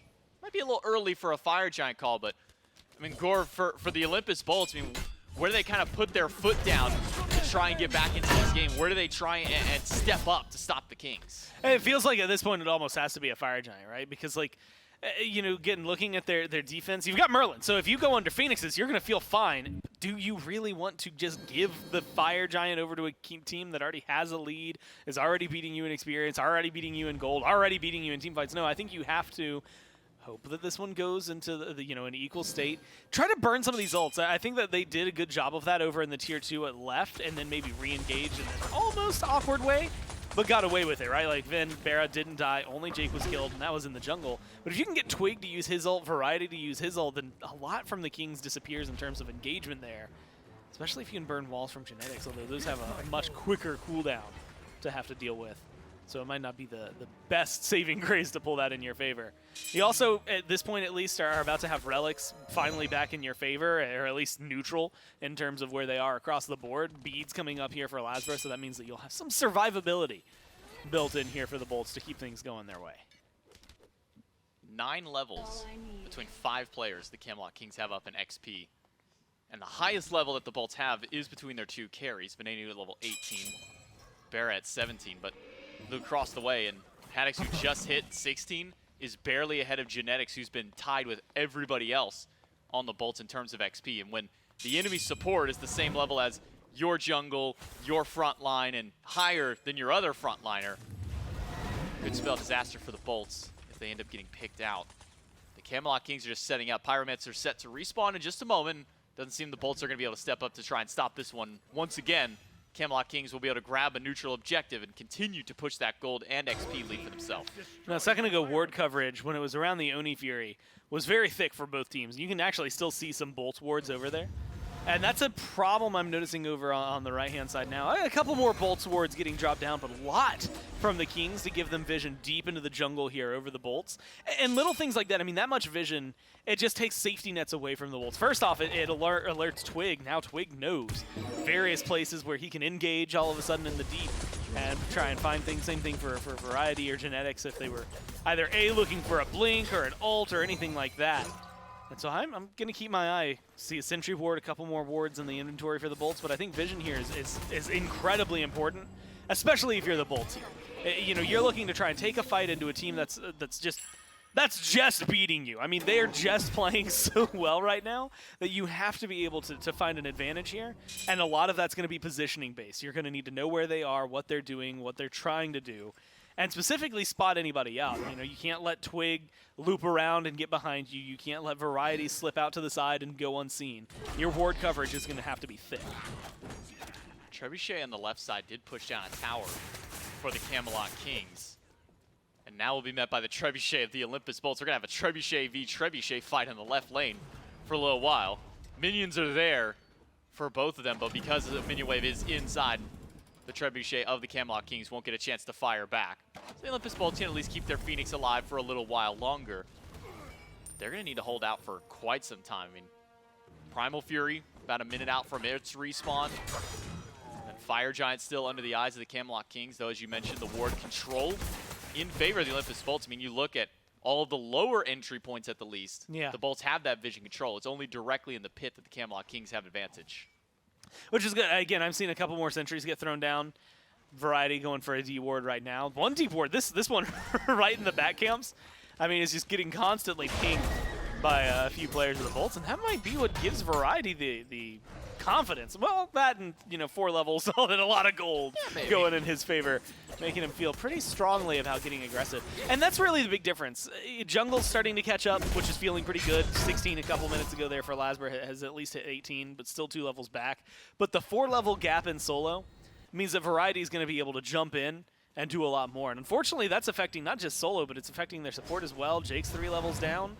And when Genetics is above, like you said, both the frontliners, it means that I'm expecting Genetics to be able to have a field day if he jumps in and it goes in. Versus Haddix, who I think is going to struggle. Same thing can be said for Jake. If he goes in, he's probably just going to get CC'd to death again. Variety can chase out just about anybody that he wants to on this landslide. Awesome Jake, his health bar is melting away, but so is BigManTingz. The damage from LASBRA is enough to help out with Venenu to trade out 1 for 1. But Awesome Jake is low. One more hit is all that's needed to grab this Yamoji. It'll be Variety who does the deed, takes him down. 2 for 1 trade for the Camelot Kings. Haddix rooted in place, stunned out, and trying to walk away from Genetics and the rest of the Camelot Kings. And 3 of the Bolts will be able to meander on out. With Tingz gone, they could still and probably be happy just pulling a Fire Giant if they wanted to. They also have the pressure, right? With 2 members of the Bolts down, you've got a minion wave over here on right, and I like the option. You can flex towards the tier 2. You can flex towards the Fire Giant. I can't think of any reasons to just not do this one, though, right? You've got such a distinct advantage. Vin has a very low chance of stealing it. Although it might be the Hail Mary play that the Bolts need right now. I mean, otherwise gold, experience, everything has just been so out of their control. They might need a play like this, even if it's risky. Just the threat really of Venenu, BaRRA, and Haddix here is enough to scare away the Kings. I mean, look at their health bars, about half HP to 60% on all of them until Netrioid, of course, sustains himself back up in the jungle between him and Twig. So just that threat that maybe Venenu could steal it away, potentially with one of those void combos out of himself, the 1-2, just enough to damage to maybe eke out over what the Camelot Kings can do. So for now, the Kings will reset. That gives the Olympus Bolts as well a chance to now reset in this fight. And LASBRA has kind of been that saving grace during some of these moments there, diving into the back line. We think back to game number 1. CaptainTwig, beads are gone, wall through. Venenu goes right over that wall and takes out the jungler. Now Genetics has 4 trapped inside the Fields of Love, and is perfect setup for Variety and Netrioid to just rip through the HP bars. BaRRA doesn't even get a chance to fire the Maw out. The Olympus Bolts have fallen over the pressure of just trying to kill the Ratatosker. Well, hold on. They give them credit. They killed the Ratatosker. Sorry, They didn't they try. did. Unfortunately, it put them in maybe the worst spot. You flicker. If you're Vin, you flicker over those walls to chase him down. You get the kill, and then Fields of Love lands, and I think at that point, everything floods with a, oh, no. There's not much I can do anymore. No one is going to get you out of there. They don't even have a sprint, so it's not like you're going to outrun them. You used your one movement, but even if you had it, it's going to be crippled anyway. So it is just incredible, I think, for them to jump into that. Works out way better for the Kings, because then they get the kills they needed, right? I think the Bolts, if they get that kill and they're able to get out, are fine, but you know, we were talking about some of the wards. They had deep wards. They should have seen how many members of the Kings were around there, but maybe just not ready for the backup that they had waiting for them in terms of that. So Twig doesn't get an FG. Well, the amount of kills and the Fire Giant they get otherwise, I think the Kings are more than happy with that play. For sure, and build starting to finish up. At least a couple of them over for the Camelot Kings. Getting close. A couple of tier 3s left for Variety and CaptainTwig before they are fully finalized and at their maximum potential. And I'm looking across the board at the Olympus Bolts, and as you said, no sprint, so no way for any of them to immediately get out of Netrioid's ult, but we did see what Awesome Jake did earlier the last time he and Venenu were stuck in the middle of one. Just pop that Riptide and gets them right out. With these 3 shells, do you think one of them maybe should have been more? Variety in a 1v1 against BaRRaCCuDDa is absolutely dominating this 1v1. BaRRA does not stand a chance against this Lancelot. 6-1-6 for the solo laner of the Camelot Kings. Yeah, I feel like Jake probably could have kept his as a shell. I'm just going to, that's just a good kill. I don't know if I need to break it down more than that, man. BaRRA just got Lancelotted, dude. Like, he just took him down. I think that Jake probably could have shimmied that shell into a sprint or something like that, you know, because like BaRRA has the Whirlpool form, which for the most part is going to help get him out of places, but having that shell is going to be nice for him. Same thing for Vin. I don't know if it's going to help him a lot here, though. I mean, Phoenix defenses, you need your Merlin, you need everybody. Haddix is often nowhere. I mean, that's good pressure for the Kings just to get one open. One Phoenix down, right side. Now towards mid. 5 versus 4 for another 5 seconds until BaRRaCCuDDa's back up. And the Kings aren't going to wait for BaRRaCCuDDa to get back alive, to give them the opportunity to defend against their Phoenix.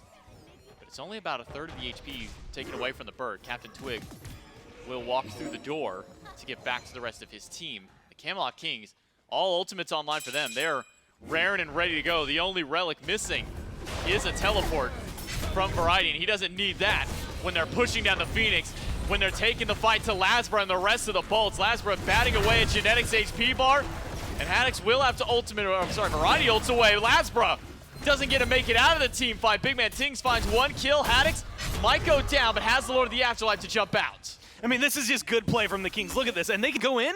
It's a 3v5. Vin has a lot of damage. BaRRA has a lot of damage, so it's not guaranteed, but it's, I mean, look at the control. They got to step up now. Titan being melted away by the Camelot Kings, but so is BaRRaCCuDDa's health. Venenu finds a pick on a CaptainTwig, but it's not enough on the defense from the Olympus Bolts. The Camelot Kings, your #1 seed, continue to show why they're at the top of the standings. The 2-0 now over the Bolts. Yeah, look, I mean, that one, I think that it just comes in, plays well. They They adapt well in the game. But, you know, the Kings, they were talking about it, and if you look at the way they were playing, a lot more early game focus, a lot of farm that goes up in their way. I think both games we saw a very early 2,000 gold lead, things like that, and maybe a couple bumps in the road there for them, but I think that they had a lot of moments that worked out well. Admittedly, a lot of plays there, I think in Game 1 that opened up some Phoenixes, in Game 2 that opened up some plays that were Bolts deciding a play, and the Kings going, well, okay, I mean, we'll take it. Like, yeah, absolutely. Please flicker into us so we can kill you off. Please just completely leave this Phoenix exposed so that we can continue to take it down. Like, a couple of moments there where it feels like the Kings, while they had a lot of lead, met very little resistance on the other side and were able to just steamroll through. Camelot Kings find themselves another victory in one of the last games that they need to play. I believe they still got one more to go as far as their weekend is concerned. But that's going to be it, at least for this match against the Bolts. We'll throw it over to Des to close out the set. And unfortunately for the Olympus Bolts, that's how they end their phase. This Bolts team dropped to the Camelot Kings in a 2-0 set. The MVP crown, now 0-10 in the last 10 sets. And the Camelot Kings just continue their hot streak going into SMITE Masters. One more set to play for that squad to further iron out some issues, I guess, if there are any. A team that never seems to be fully happy with where they're at, though. Every single time we say, hey, Kings, you got to be nearing, you know, as good as it gets, right? And the answer is always, we can always be doing stuff better, and that's a winning mentality. Yeah, I mean, it almost reminds me of, like, if you guys are fans of the NBA, you, like, listen to interviews with, like, LeBron or Kobe, and when they're on their runs, they're like, hey, you feel good about this series? You feel good about this win? And they're like, no, there's more work to be done, right? Like, we haven't put the ring on just yet. I think the Camelot Kings are very similar in their mentality and similar in performance in Game 2 as Game 1. Just the standard Camelot Kings win condition. Just outplay them on the map, outplay them in the objectives, and then by the time you get to the team fight, a massive lead to create that buffer, that mechanical buffer. Maybe you're missing a couple of abilities, but it doesn't super matter when you're 10,000 gold up, and the Camelot Kings proved that here yet again. Not that they were missing a whole lot of abilities at that. Clean play across the board. I think maybe one of the more interesting pieces was variety on this Lancelot. I was curious what that was going to look like over in the Soul Lane. Don't know why I was curious. Looks a lot like Kleena solo. Just Soul Eater, Glad Shield, and run them down with a ridiculous amount of damage and pretty nasty survivability as well. The Camelot Kings proving that even the newer picks are certainly within their repertoire. Look, Variety called a shot. You talked to him. Yeah, real Babe Ruth moment. In the microscopic microphone interview prior to the set so kicking average, off, man. Come on. And Variety he called it. He said, I'm doing Lancelot, and then 6-1-7 for Variety. CaptainTwig at 3-3-6 put together a great game. 31,000 damage for Variety, which is normal for solo laners to start off with a mountain of damage, end the game, upper middle portion of the table. But Variety just kept it going all throughout, and this Kings team just playing way too clean a brand of SMITE. And on the flip side, Myth, we're talking about teams that trend in different directions. I want to have a conversation with you about the Bolts and the direction that they're changing. We're going to talk a bit about that prior to closing out this death segment for this set. But first, we'll go ahead and get ourselves over to the post-game interview. Genetics is with me. I was just talking to Mifflin Genetics. Variety called this shot a bit, the pregame interview. Said he was going to play Lancelot. Yeah. Was that a Variety spearheaded pick? He wanted to play it, and he called it, and so he's playing it? Or is that an agreed-upon team pick that's maybe worked in the past? It was definitely a Variety pick. I think in the second game of Picks and Bans, he was like, yeah, we were thinking like, oh, they might pick this. He was like, yeah, I don't know. I don't care. Just give me Lancelot. He wanted to play it no matter what. Unfortunately, you got to listen to him, I guys, right? He goes 6-1-7 in this game, and now he gets to throw around his weight a bit in Picks and Bans. You got to play the Cabrakan. Been a lot of, Ymirs, E-sets, things like that, some tear every once in a while. You like being able to bring out the aggressive Cabrakan every so often? I mean, it's not my style. I've been doing pretty well recently on peel supports, but I love my walls, and my team was saying, no, it's really good. So I was like, okay, I'll play it. So Variety gets to choose what he plays, and you get told what to play. I'm a slave. I'm honestly a slave on this team. I just do whatever they want. Right, well, look, it seems to be working out for you guys. You locked in first seed. Talk to me about what the team mentality is. Seed number 1 locked in. Is it just more practice in a LAN environment, these types of sets? I just think all that matters for our team is just really winning a tournament. We've done really well. We finished the same place as last year, where we finished first in Summer Split. Even with a player on ping again with Jordan, and he's still playing pretty well. Right. I think it's important for us to do really well this tournament. In my opinion, beat Titans is our biggest, like, is it called a Boogeyman? Yeah, that one, yeah. Boogeyman, yeah. Beat that, and that's all that matters for us. I think that's all that matters for us. I think our practice has been improving a lot. Like, Roy's got really good with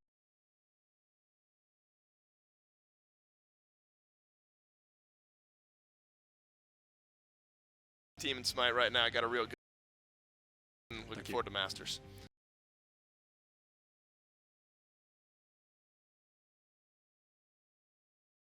Maybe some of the cleanest SMITE that we've seen in the league so far this year. I want to take a second to talk about the Bolts, though, Myth, because I'm going to look back. I want to make sure I get all my numbers right. Please do. The Olympus Bolts, this is their final set of the phase. Lose to the Kings 2-0. Earlier this weekend, literally yesterday, lost to the Titans 2-0. Went to 3 against the Oni Warriors, beat them. Prior to that, lost to the Leviathans 2-0.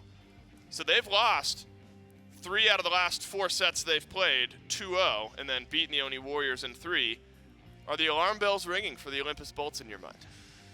Are they ringing for the Bolts themselves? Probably not. That team seems pretty lax to me. Like, they're willing to bounce back. They can roll with the blows, but I'm sure the fans aren't too happy about it. You know what? If I had to guess, the fans might chalk up the last couple of losses to the crown curse.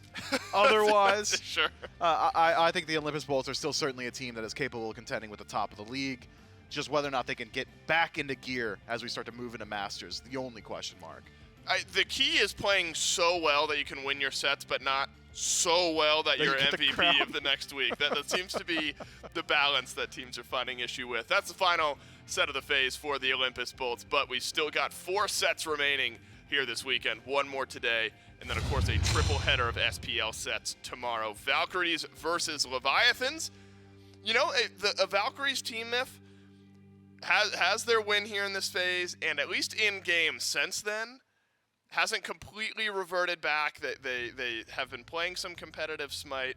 Would love to end their phase, the final set of the phase for the Valkyries as well. End their phase, at least on a high note, some competitive games, maybe make some waves early on at Masters. And then a triple header tomorrow, Titans, Dragons, Oni Warriors, Kings, Scarabs, and Leviathans.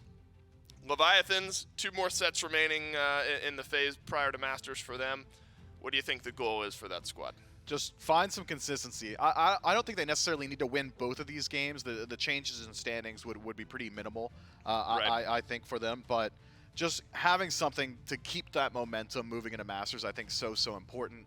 This first set up against the Valhalla Valkyries, I think, probably more important to the Leviathans than it is to the Valkyries themselves. Losing here would just be a major dampener on the mental, especially with such a big event right on the horizon. So I will be keeping my eyes on that one, but I'm sure the Leviathans and their fans are confident in their ability to take it. Yeah, it could be some flip-flopping between the Leviathans and the Oni Warriors. Oni Warriors still have a set tomorrow, of course. And so if you're the Valkyries or their fans, this is your final set of the phase. Again, I think just putting the best foot forward, right? We even, in a 2-0 loss that we saw after their win, the next set was a 2-0 loss.